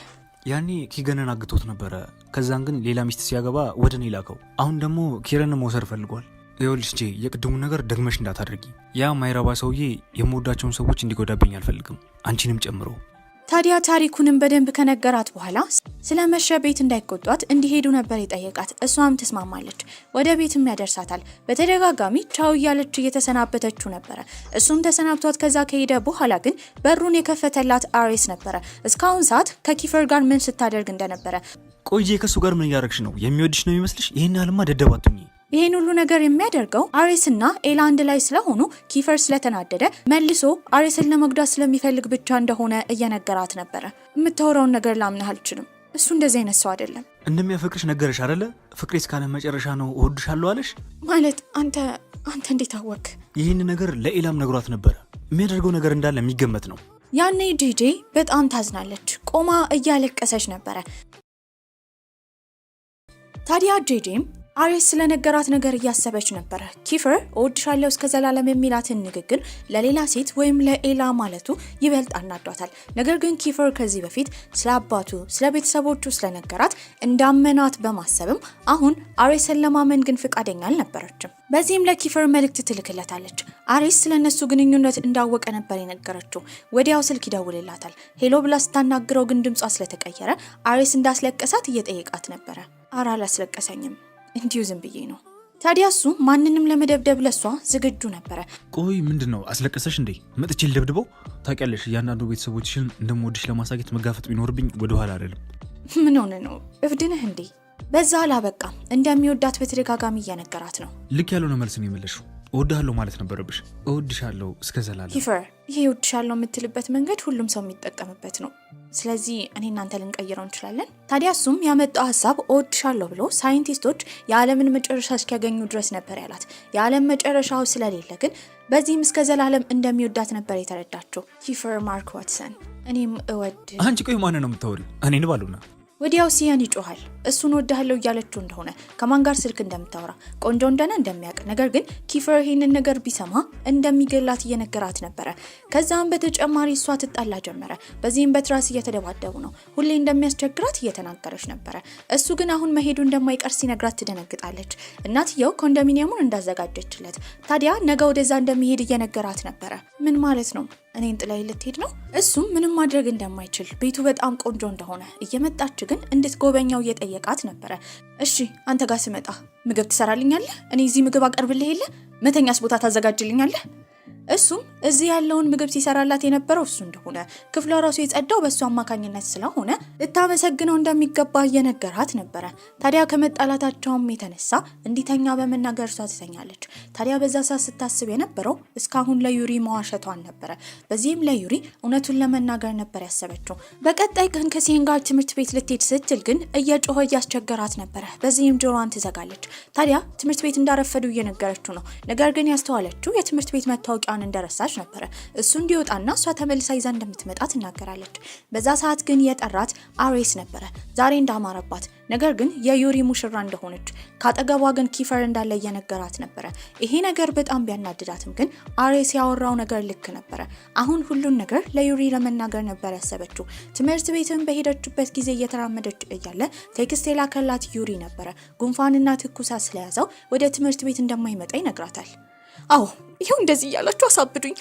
ትክክለኛ ሰዓት ነው የመረጥከው። ዛሬ እውነቱን እናገራለሁ ብዬ አስቤ ነበር እኮ። ምን አይነት ዕዳ ነው? ያኔ እየተወራጨች እያለ የመጣው ኪፈር ነበረ። ምን እንደተፈጠረ ይጠይቃታል። ለመናገር ግን ትንሽ አመንትታ ነበረ። እሱ ግን ሁሉን ሚስጥር ስለሚነግራት ከሷም ሚስጥሯን መስማት ስለፈለገ ችግሩ ምን እንደሆነ ይጠይቃታል። ታውቃለህ አይደል? ለዩሪ መዋሸቴ በጣም ከብዶኛል። የሆነ ጥፋት እየሰራው እንደሆነ ስለገባኝ ዛሬ ለዩሪ መናገር ያስቤያለሁ። ትምህርት ቤት ስለማይመጣ ከትምህርት ቤት በኋላ እሱ ቤት ሄዳለሁ። ታዲያ ኪፈርም አብሯት መሄድ ፈልጎ ነበረ። አይ ችግር የለውም ራሴ ማድረግ እችላለሁ እኮ። ማድረግ እንደምትችይ አውቃለሁ፣ ግን እኔ ይዤሽ ልሂድ። ምናልባት ከተደባደባችሁ እታች እጠብቅሻለሁ። ምንም ቢፈጠር ግን ንገሪኝ፣ እየሮጥኩ እመጣለሁ። በዚህም ትስማማለች። ትምህርት አልቆም ዩሪ ጋር ነበር ሄደችው። ታዲያ እሱ ያኔ በንዴት ዳርት እየተጫወተ ነበረ። እሷ ስትመጣም ያቆማል። በዚሁን ዳርቱን እየሰበሰበ እያለ ግን እሷ በፍርሃት ልናገር አልናገር ማመንታት ውስጥ ገብታ ነበረ። ዩሪ አንተ መጉዳት አልፈልግም፣ አንተ ደስተኛ እንድትሆን ብቻ ነው የምፈልገው። በዚህም ምን እንደተፈጠረ ይጠይቃታል። አልጋ ላይ ቁጭ ሲልም አጠገቡ ትቀመጣለች። ዩሪ ልነግርህ የምፈልገው ነገር አለ፣ ማለቴ በጣም ይቅርታ። ምን እንደተፈጠረም ይጠይቃታል። እኔ የመረጥኩት ኪፈርን ነው። አንተን እንደጎዳሁ አውቃለሁ፣ ነገር ግን መዋሸት ከዚህ በላይ አልፈልግም። ከመጀመሪያው ኪፈርን እንደምትመርጪ ያልገባኝ ይመስልሻል? ልክ እንደ ኤላ ጊዜ አሁንም ተሸነፍኩ አይደል? ደደብ አይደለሁም፣ ሁሉንም ነገር አውቄ ነበረ። አንቺ ሳትነግሪኝ ለአዲስ ዓመቱ ላይ የተፈጠረውን አውቅ ነበረ። እሺ አሁን ውጪ፣ ነገር ግን ከኪፈር ጋር ያለሽ ነገር ግን እንድትቀጥይ ፈቅድልሻለሁ። ለሰርጋችን ቀን ግን አገባሃለሁ ትይኛለሽ። ካልሆነ ግን የቤተሰቦችሽን ድርጅት ነው ማፈራረሰው። ለምን እንደዛ ታደርጋለህ? በዚህ መሀል እኮ ራስህን ነው የምትጎዳው። እወቂው፣ በመጨረሻም ግን የኔ ነሽ። አሁን ውጪ። እንደ ኤላ ነሽ፣ ሰው ወደ ሌላ ነገር ትመሪና ዞር ትያለሽ። ታዲያ እንድትወጣ ነበር የነገራት። በዚህ መሀልም በጣም ታዝናለች። ከወጣችን በኋላ እያለቀሰች ስለነበረ መኪናው ሲጠብቃት የነበረው ኪፈር ምን እንደተፈጠረ ይጠይቃታል። እሷም ዩሪ በጣም እንዳዘነ ነገር ግን ሰርጉን እንደማያቋርጠው እየተናገረች ነበረ። ታዲያ እሱም እንዳትጨነቅ ስታለቅስ አፍንጫዋ እንደሚሰፋ እየተናገረ እያሾፈባት ነው። ታዲያ እስከ ሰርጉ ቀን ድረስ ደግሞ ብዙ ጊዜ ስላላቸው እሱ ራሱ ሄዶ ሊያዋራው እንደሚችል እየነገራት ነው። ከዛ በተጨማሪ ግን ለአባቷ ድርጅት እንደደወለ ይነግራታል። በዚህም የድምጽ ቅጁን ለማሰማትም ስልኩን ያነሳው ተላላኪው እንደሆነ ይናገራል። ታዲያ ድምጽ ቅጁንም ስትሰማ ኪፈር ሄሎ ካለ በኋላ ያነሳው ፐርሲ ነበረ። ታዲያ ኪፈር ዋትሰን እንደሆነ ሲናገር ፐርሲ ቀልድበት ጀመረ። ታዲያ ያኔ ሞቷል ተብሎ ሲጠረጠር የነበረው ጓደኛው እንደሆነ ድምጹን እንደረሳው ፐርሲ እየጠየቀ ነው። ታዲያ የተናደደው ኪፈርም የጄጄን አባት ማናገር እንደሚፈልግ ይናገራል። ያኔ ፐርሲ አሁንም እንደ ድሮ እንዳልተቀየረ ኃይለኛ እንደሆነ፣ ነገር ግን በቅርቡ ፐርሲ ወደሱ እንደሚመጣና ጄጄን ከሱ እንደሚቀማው እየተናገረ ነበረ። ጄጄን ወስዳታለሁ። ቆይ ምን ማለት ፈልጎ ነው? ኪፈር እኔ መጠበቅ በሁሉም ነገር ስልችት ነው ያለኝ። ወደ ቤትም እየሸኛት እያለ ግን ያየችው አንጀሎን ነበረ። በዚህም መኪና ውስጥ ይደበቃሉ። አንጀሎን ወደ ውስጥ ከገባ በኋላ ሁለቱ ወጥተው ነበረ። ያኔ ፊት ለፊት ያገኛቸው አሬስ ነው። አሬስም በንዴት ጄጄን ወደ ቤት እንድትገባ በመናገር እጇን ይጎትታታል። ያኔ ግን መልሶ የጎተታት ኪፈር ነበረ። ከመሄዷን በፊት እስከ ዘላለም ሳይንቲስቶች ዓለምን ዳርቻ እስኪያገኙ ድረስ እንደሚወዳት ነበር የነገራት። በቀጣይ ቀንም ሲየን እቃውን እየሰበሰበና ሻንጣውን እያወጣ ነበረ። ታዲያ እሷም እንደምንም ብላ እያገዘችው ነበረ። በዚህ መሀል ግን ሻንጣውን ስትጎትት በጣም ስለከበዳት የያዘችውን ተወራውረዋለች። የወደቀውም ወደ ላይ ሊወጣ የነበረው አሬስ ላይ ነበረ። ታዲያ እሱም እያቅለሸለሸው እንደሆነ መተንፈስ ራሱ እንዳቃተው ጭራሽ ሻንጣውን እንደወረወሩበት እየተናገረ ነበረ።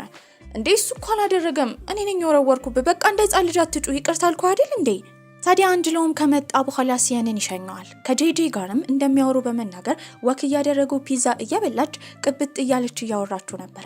በአይምሯ ስታስብ የነበረው ግን እሱንና ድርጅቱን ለማዳን ዩሪን ማግባት ብቻ የመጨረሻ እድል እንደሆነ ለመጠየቅ ፈልጋለች። በዛ ጊዜ ያገኘችው ከዚህ ቀደም ኪንግ ግራው ኪፈር ለመደባደብና ዩሪም ለመደባደብ ሁሉ የሚያዘወትሩበት ህገወጥ የሆነ የመደባደቢያ ቦታ እዛ ሄዳ ስለነበረ ታይገር የሚባለው ልጅ ወዲያው ነበር ያወቃት። እንደ አጋጣሚ ሆኖ አንጀሎን ራሱ ያውቀው ነበረ። በዚህም አቅሻለው ሲላት ግን ዝም እንዲል ምልክት እየሰጠችው ነበረ። አንጀሎም እሷን የት እንደሚያውቃት ይጠይቃል።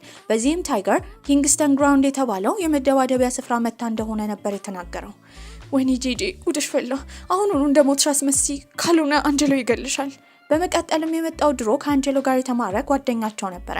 ታይገር አንጀሎና ልጁ አንድ ላይ እያወሩ እያለ ሰውየው ሲናገር የነበረው ታይገር እንዳረጀ ነበረ።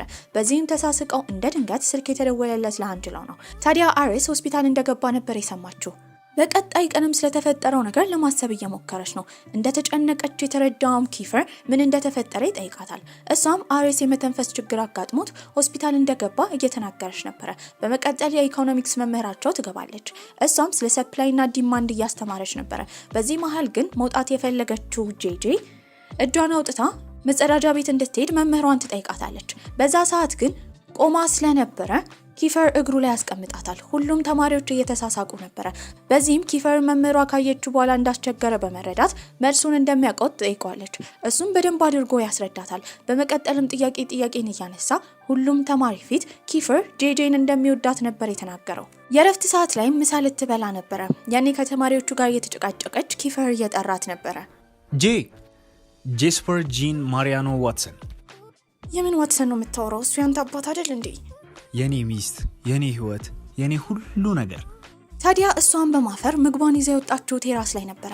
ያኔ ግማሾቹ ወንዶች እላይ ቁጭ ብለዋል። ለምን ምሳ እንደማይበሉ እየጠየቀቻቸው ነበረ። እነሱም ዩሪን እንደመረጠች በቁጣ ይጠይቋታል። ቆይ ኪፈር መረጥሽው? ያ ስህተት ነው። ምን ማለት ነው? ልብ የሚመርጠውን ደግሞ እናንተ ልትመርጡልኝ ነው እንዴ? ይኸው በአንቺ ምክንያት ክፍሉ ለሁለት ተከፍሏል። ኪፈር መመረጥ የለበትም። ከዩሪ ማስበለጥሽ ደግሞ አንድ ቀን እንደሚጸጽትሽ እርግጠኛ ነኝ።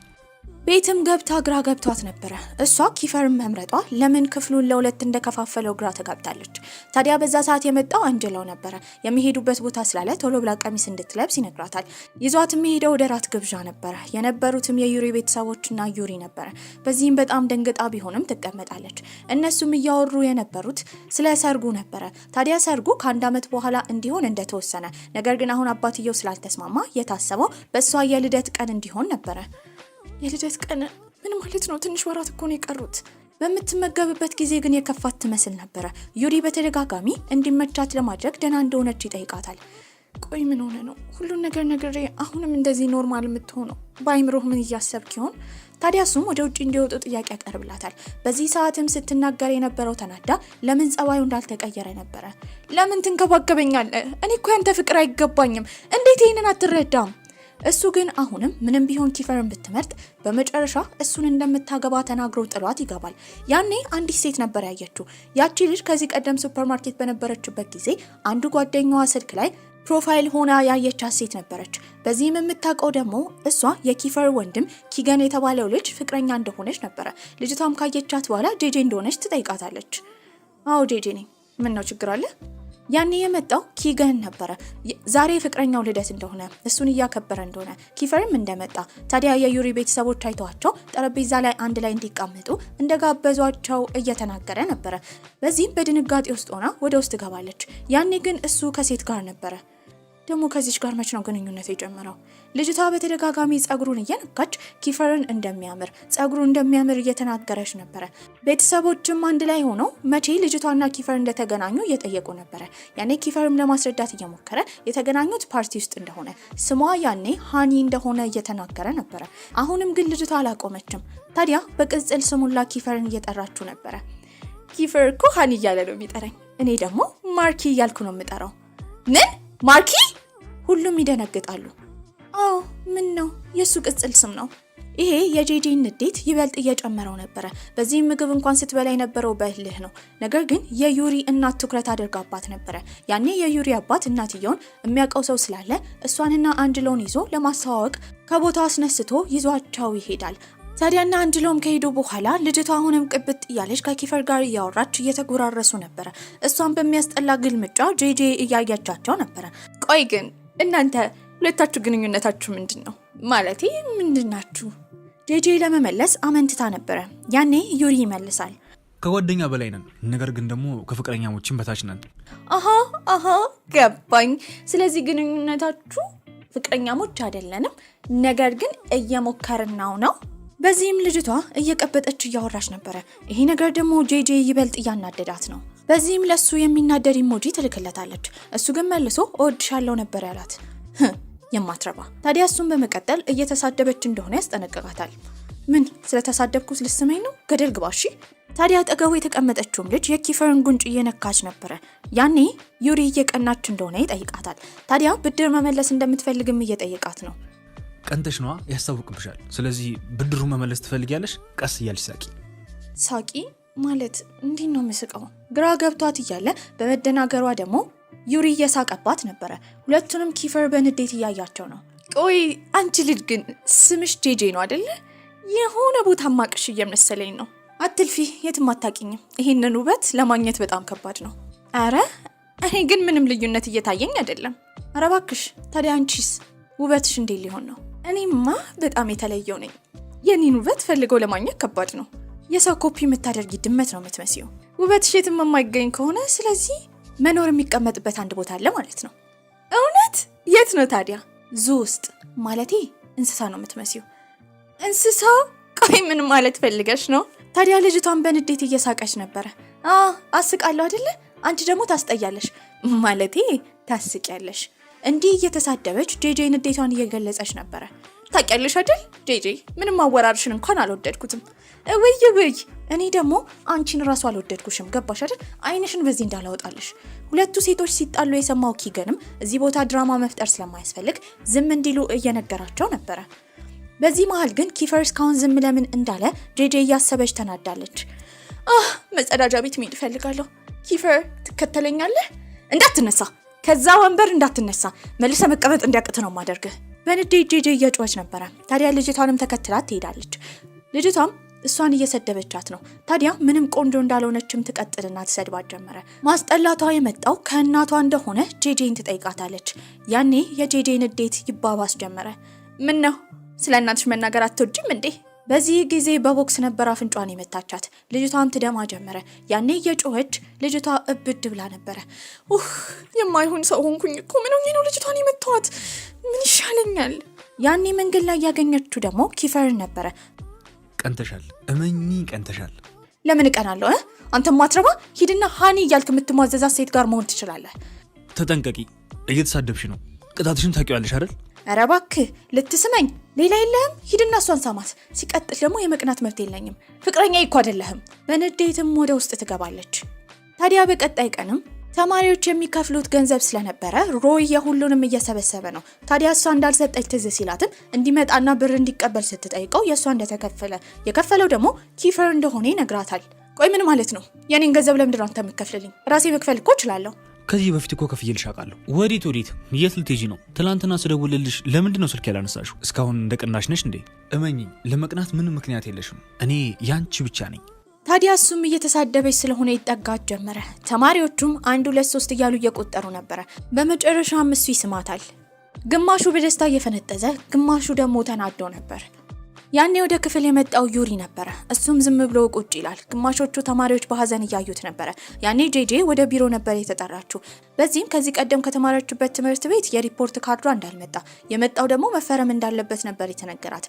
ታዲያ ወደ ትምህርት ቤቷ ሲደወል ብዙ ጊዜ ቢዚ ስለሆኑ ራሷ ሄዳ ማስፈረም እንዳለባት ይነገራታል። እንዴት ነው ማስፈረም የምችለው? የድሮ ፍቅረኛዬን ሳይረስን ባገኘውስ? እሺ ቆይ ምንድነው ማድረግ ያለብኝ? መምህሯም ግድ እንደሆነ ነግራት ነበረ። በሌላ በኩል ተማሪዎቹ ግን ግማሾቹ ለዩሪ እየደገፉ፣ ግማሾቹ ለኪፈር ድብድብ ተፈጥሮ ነበረ። ኪፈርና ዩሪ መሃል ገብተው ለማገላገል ይሞክራሉ። ያኔ እሷ ትመጣለች። በጩኸትም እንዲያርፉ እየነገረቻቸው ነበረ። ቆይ ምንድነው የሚያደባድባችሁ? አሁን የመደባደቢያ ርዕስ ምን ተገኘ? ምን የተለየ ነገር አለ? እየጠበቅኳችሁ ነው፣ አነግሩኝም እንዴ? ያኔ ኪፈርና ዩሪ ራሱ በንዴት እየተያዩ ነው። ማንም ሊነግራት አልፈለገም ነበረ። ታዲያ የሴክሽን ኢ ተማሪዎች ለሁለት እንደተከፈሉና ዩሪን የሚደግፍና ኪፈርን የሚደግፍ እንዳለ በዚህም እንደተደባደቡ ስትሰማ በተደጋጋሚ እሷ ጥያቄ እየጠየቀቻቸው ነበረ።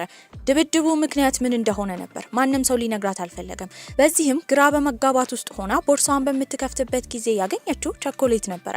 አክስቷ ያንን ቸኮሌት ጠዋት ይዛ እንደነበረ እሷ ቦርሳ ውስጥ እንደከተተችላት አውቃ ነበረ። እሱንም በማውጣት ለተማሪዎቹ እንቁልልሽ ትላቸው ጀመረ። ሁሉም እያዩ መቀበል ፈልገው ነበረ። ታዲያ ግን በዚህ አይነት ነገር ቶሎ የሚጓጓው ሲያን እንደሆነ ስላወቀችም ቸኮሌት እንደምትሰጠው ድብድቡ በምን ምክንያት እንደሆነ ትጠይቀው ጀመረ። ታዲያ ከብዙ ጉትጎታ በኋላ ኪፈር ራሱ እንድታርፍ መልእክት እየላከላት ሲያን እውነቱን ይነግራታል። ይሄም የተደባደቡት በሷ ምክንያት እንደሆነ ነበር ይነገራት። ወዲያው ግን ቸኮሌቱን ከበላች በኋላ ሁሉም እንዲበሉ እውነቱን ከነገሯት አሁን ፈተና ስላላቸው ለፈተና እንደሚረዳቸው እየተናገረች ነበረ። ማንም ሰው ሊቀበላት አልፈለገም። መምህሩም ከገባ በኋላ ለሁሉም ፈተናውን ያድላል። ከሰሩም በኋላ መጨረሻ ላይ እሷ ሳትጨርስ ነበረ መምህሩ የፈተና ወረቀቱን የተቀበላት። ታዲያ የድሮ ትምህርት ቤት ሄዳ ግን ፊርማውን ማስፈረም እንዳለባት አስታውሷት ነበረ። ይሄንን ነገር ረስታው ነበረ። ወደ ቤትን በሄደችበት ጊዜ አሪስና ኤላን አንድ ላይ ታቸዋለች። ኤላን ቤት ውስጥ በማየቷ ደስተኛ አልነበረችም። ታዲያ ክፍሏ ውስጥ ሆና ለሲያን መልእክት የላከችለት ደግሞ ስለ ትክክለኛው ምክንያት ካልነገራት እንዳያናግራት ነበረ። እሱም ይደውልላታል ያደረገው ነገር ጥፋት እንደሆነ ሁሉም ይቅርታ እንደጠየቋት እየነገራት ነበረ። ከዛም በኋላ ኤላ እሷን ማዋራት ፈልጋ ነበር። በተደጋጋሚ ካመነታች በኋላ ግን ልታወራት ትመጣለች። ታዲያ ኤላም ወደ ውስጥ ትገባለች። ዩሪን ለማግባት እያሰበች ለምን ከኪፈር ጋር እንደሆነች ዩሪ ሁሌ መተው እንደማይገባው ታዲያ እሱን አጉል ተስፋ ሰጥታው እንጂ እንደዚህ ሙጭጭ ማይል ልጅ እንደሆነ እየተናገረች ነበረ። በመቀጠልም የጠየቀቻት ከኪፈር ጋር መሆኗ እንደሚቆጫት ነበረ። በመቀጠልም የነገረቻት ኪፈርን መምረጧ እንደሚቆጫት ነበረ። ትሰሚኛለሽ አይደል? ኪፈርን መምረጥሽ በጣም ይቆጭሻል። ምክንያቱም እኔ እዛ ነበርኩኝ። ያንን ነገር አውቀዋለሁ። ይህንን ነገር አውቀዋለሁ። ምን አይነት ፊልመኛ ናት! እሷ ከወጣች በኋላ ግን ለነገሩ ለማሰብ አመንትታ ነበረ። በቀጣይ ቀንም መምህሩ ሁሉም ተማሪዎች ወደ ጉዞ እንዲሄዱ ስለነገሯቸው ከሴክሽን ኤ እስከ ሴክሽን ኢ ወደ ጉዞው ሄደው ነበረ። ቀድመው የደረሱትም ሴክሽን ኤዎች ነበሩ። መምህሮቹ ስለሌሉ ተናደው ነበረ። በዛ ሰዓትም እሷ እዛ ስትመጣ በጣም የምትወደውን ሰው እየጠበቃት እንደሆነ እንዲሰማት የሚያደርገውን አሻንጉሊት ይዛ ነበረ በቦታው ይመጣቸው። በመቀጠልም ፍሪያና ጓደኞቿ ይመጣሉ። ታዲያ ፍሪያ ታኮ ጫማ አድርጋ መራመዱላ ከብዷት ነበረ። ይሄንን ያዩት እነ ጄጄ እነ ሲየንም ፍሪያ ላይ እያሾፉባት ነበረ። በመቀጠልም መምህሩ ይመጣል። ሁሉም በየቦታቸው ሄደው ድንኳን እንዲጥሉ ነበር የተነገራቸው። ድንኳኑን እየጣሉ ግማሾቹ እሳት እያያያዙ ነበረ። እሷ ግን ቦታው ጫካ ስለሆነ ምናልባት እባብ ቢኖር እንኳን እንደምትፈራ እየተናገረች ነው። ድንኳኗን ራሱ መጣል ከብዷት ነበረ። ያኔ እየተቸገረች ያየው ኪፈር ሊረዳት ይመጣል። ቆይ ምን እያደረክ ነው? ምን ይመስልሻል? እያገዝኩሽ ነዋ። በመቀጠልም እሷ ጠዋት ከዚህ ወደ ትምህርት ቤቷ መሄድ እንደምትፈልግ ማስፈረም ያለባት ወረቀት እንዳለ እየተናገረች ነው። ይህም በሰማ ጊዜ ሲያን አብሯት እንደሚሄድ ይናገራል። ኪፈርም እንደሚሄድ ነበር የተናገረው። ነገ አብሬሽ እሄዳለሁ። በመቀጠልም ዩሪ ይመጣል። እሱም መሄድ እንደሚፈልግ ይናገራል። እኔም እሄዳለሁ። ምን እንደሚፈጠር ማን ያውቃል? እሺ አረ ችግር የለውም ትሄዳላችሁ። በድብቅ ተደብቄ ጠዋት ሄድ የለ ምን አገባኝ። እሺ ልበላቸው እንጂ። ታዲያ እሷም እሺ ካለች በኋላ እንዳሰበችው ጠዋት ተነስታ ወደ ድሮ ትምህርት ቤቷ ነበር ሄደችው። በዛ ጊዜ የቅጥር ግቢው ጠባቂን ታገኘዋለች። ከዚህ ቀደም ብዙ ጊዜ አስቸግራው ነበረ። ሰውየውም ስላገኛት ደስተኛ ነበረ። ታዲያ አሁን ቦታው ይባስ ውጥንቅጡ እንደወጣ ትምህርት ቤት ውስጥ ሳይረስ የተባለው የሷ የቀድሞ ፍቅረኛ እንደመጣና ታዲያ ትምህርት ቤቱን እያቃወሰው እንደሆነ ነበር የሰማችው። የሳይረስን ስም ስትሰማ በጣም ደንግጣ ነበረ። ምንም ቢሆን ግን ሰውየውን ከዚህ ቀደም ስላስቸገረችው ይቅርታ ትጠይቅና ለማስፈረም በሄደችበት ጊዜ እሱም ባላገኘው ብላ እየጸለች የቀድሞ ፍቅረኛዋን ሳይረስን ነበር ያገኘችው። እሱም እንዳገኛት በጣም ነበር ደስ ያለው። እዚህ የመጣችው እሱን አፍቋት እንደሆነ እሱን ፈልጋ እንደሆነ እየጠየቃት ያንቃት ጀመረ። በተደጋጋሚ እንዲተዋት እየተናገረች ነው። መምህሯ በምትመጣበት ጊዜ ግን እሱ ትቶ ይወጣል። ለመምህሯን ለማስፈረም ወረቀቱን ከሰጠች በኋላ ትወጣለች። ያኔ ግን ሳይረስና ጓደኞቹ ውጪ ጠብቀዋት ነበረ። በዚህም እንደሚበቀሏት ከዚህ ቀደም እነ ኪፈር የደበደቡት በሷ ምክንያት እንደሆነ አሁንም እንደሚደበድባት እየተናገረ ነው። ታዲያ ከመቷት በኋላ ይባስ በደንብ ሊጎዷት ሲሉ ግን የመጡት እነ ኪፈር ነበሩ። ሁሉም አንዳንድ ይዘው እየተደባደቡ ነው። የትምህርት ቤቱ ተማሪ የሆኑ ሴቶች ደግሞ ቆንጆውን ወንድ እየመረጡ ነበረ። በዛ ሰዓት እሷ በጣም ተዳክማለች። ዴቪድም እቃዋን እንደሚፈልግላት እየነገራት ነበረ። ታዲያ ኪፈር የሚያቅፋትና ከዛ ቦታ ይዟት ሊሄድ ነበረ። ቶሎ ከዚህ ቦታ እንሂድ፣ እኔ ከዚህ መውጣት እፈልጋለሁ። ቸኮሌቱን ስታከፋፊ እንደተሳደብሽ ትዝ ይልሻል አይደል? ለሱ ደግሞ ቅጣት አለብሽ። ታዲያ እሷ አቅፎ ሲወስዳትም ዩሪ በጣም አዝኖ እያያቸው ነበረ። ወደ ካምፑም ከተመለሱ በኋላ እሷ ምግብ መመገብ አልፈለገችም። ያኔ አጠገቧ መጥቶ የተቀመጠው ዴቪድ ነበረ። ከዚህ በኋላ ምንም አይነት ችግር እንደማይኖር ደህና እንደሆነች እየነገራት ነው። ሆስፒታል መሄድ እንደምትፈልግም እየጠየቃት ነበረ። ሁለቱን አንድ ላይ ያየው ነገር ግን ጄጂ ምግብ እንዳልያዘች ያስተዋለው ኪፈርም ቀጥታ ምግቡን ይዞ መጥቶ ፊት ለፊቷ ነበር የተቀመጠው። እንድትበላም ይነግራታል። እሷ ግን እንዳራባትና መብላት እንደማትፈልግ እየተናገረች ነው። በዛ ሰዓት በአይኑ ምልክት የሰጠው ዴቪድ ከቦታው እንዲነሳ ነበረ። እሱ ከተነሳ በኋላ በሱ ፋንታ ሄዶ አጠገቧ ይቀመጣል። ምግቡን እንድትበላ እየተነገራት ነበረ። ሰሚያለሽ? ከዚህ በኋላ የትም ቢሆን ብቻሽ እንዳትሄጂ። በሄድሽበት ሁሉ ሰው ይከተልሻል። እስኪ አስቢው፣ እኛ ባንመጣ ኖሮ ምን ሊፈጠር ይችል ነበር? ደግሞ መቼ ነው ሳይረስ ከሆስፒታል የወጣው? ኪፈርም ሆነ ዩሪ በጣም ተናደውባት ነበረ። እኔ እዛ እንደሚኖር እኮ አላወቅኩም። ማለት አውቄ ነበረ እሱ ከሆስፒታል ወጥቷል። ነገር ግን ምንም ማድረግ አልችልም። ግድ ማስፈረም ነበረብኝ። ሁለቱም አንድ በአንድ እየተቆጧት ነበረ። ምንድነው? ቆይ ቀንታችሁ ነው እንዴ? ቆይ ምን አስበሽ ነው? አዎ ቀንቻለሁ። ቆይ የሚወዳት ሴት የቀድሞ ፍቅረኛዋ እንዳለ እያወቀች ያለበት ቦታ ድረስ ብትሄድ ማይቀና ሰው አለ እንዴ? ደግመሽ እሷ አጠገብ ብትደርሺ ወይም ደግሞ በወሬ ብሰማ ቤት ወስጄ ነው የምቆልፍብሽ። እሱም ቢሆን ማንም ሰው አንቺን ማግኘት አይችልም። ከዛን በንዴትም ኪፈር ሁሉንም ተማሪዎች ሳይረስ እንደሚያስቀና እየጠየቃቸው ነበረ። ታዲያ ግማሾቹ ረጅም ነው፣ ግማሾቹ ቆንጆ ነው እያሉ ነበረ። ምንም ቢሆን ግን ከዚህ በኋላ ማንንም ሰው ሳታስፈቅድ ከዚህ መውጣት እንደማትችል ነበረ አስረግጦ ኪፈር የነገራት። ወይ ለምን በህይወት ያላናቃጥለው? አመሻሽ ላይም ወደ ካምፓቸው ሲመለሱ ያያያዙት እሳት እንዲሁም ምግባቸው ሆነ መጠጣቸው ቦታ አልነበረም። ሲቀጥል ደግሞ የጄጄን ድንኳን ተሰባብረውባት ነበረ። በእርግጠኝነት ይህንን ያደረጉት ሴክሽን ኤዎች እንደሆኑ ገብታቸው ነበረ። ሲየንም ሄዶ የሷን ድንኳን ለማየት በሚሞክርበት ጊዜ እባብ የሚመስል ነገር ነበር ያየው። ይጮህ ጀመረ። እሷም የሞተ ይሁን ያልሞተ ለማረጋገጥ ስትሄድ ያረጋገጡት ነገር ትልቅ አሻንጉሊት እንደሆነ ነበረ። ታዲያ ሴክሽን ኤዎች እጃቸው እንዳለበት የተረዳው ሲየንም እነሱን ለመበቀል ያስባል። ሁሉም አንድ ላይ ነበር የተባበሩት። ታዲያ ዴቪድ፣ ኪፈር፣ ዩሪ፣ ሲያን እና ጄጄ አንድ ላይ በመሆን ተልእኮውን ለማድረግ የሄዱት ሴክሽን ኤ ወደሚቀመጡበት ቦታ ነበረ። እዛ እነ ፍሪያ ዳንስ እየተለማመዱ ነው። በዚህም ሲያን ሆን ብሎ አሻንጉሊቱ ላይ ገመድ አድርጎ እንደሚንቀሳቀስ አድርጎ ወደ ውስጥ ይከቷል። እነሱም ያንን ሲያዩ እየሮጡ እየጮሁ ከዛ ነበር የሄዱት። እነ ዴቪድም ወደ ውስጥ ከገቡ በኋላ የተወሰደባቸውን መጠጥ መመለስ ችለው ነበረ። ጄጄም የእሷ አሻንጉሊት ጠፍቶባት ስለነበረ የራሷን አሻንጉሊት እዛ አግኝተው ነበር። ታዲያ እቃቸውንም ሰብስበው ወደ ድንኳናቸው ነበር የተመለሱት። ሁሉም የየራሳቸው ድንኳን ስራ ላይ ተጠምደው ነበር። ይህንን ያየው አንዱ ተማሪ ግን ማንም ሰው ጄጄን እያገዛት እንዳልሆነ ይናገራል። የእሷ ስለተቀዳደደ ከአንድ ሰው ጋር ደባል ሆና መተኛት እንዳለባት እየተነገረ ነው። በዚህም እሷ ቶሎ የመረጠችው ሲያንን ነበረ። ታዲያ ከሲያን ጋር እንደምትተኛ ስትናገር ግን ኪፈር አልተስማማም ነበረ። እንዴ እኔ ከዚህ ቀደም አንድ ክፍል ውስጥ ከሱ ጋር ተኝቼ የለ እንዴ? ምንም ቢሆን ደግሞ እኔ ከሱ ጋር ነው ማደር የምፈልገው። ኪፈር አልተስማማም። አይቻልም፣ አብረሽው አታሪም። ምንም ቢሆን ሲየን ወንድ ነው። ሲቀጥል ደግሞ ማንም ወንድ ካንቺ ጋር አብሮ እንዲያደር አልፈቅድም፣ ማለቴ ከኔ በስተቀር። ታዲያ ኪፈር ይህንን እየተናገረ እያለ ዩሪ ወደሱ እየመጣ ነበረ። በዚህም ዩሪ ከማንም ሰው ጋር ድንኳን ተጋርታ እንደማትተኛ ይናገራል። በዚህም ሁሉም ጭቅጭቅ በሚነሳበት ጊዜ ዴቪድ ያመጣው ሀሳብ እሷ እንድትመርጥ ነበረ።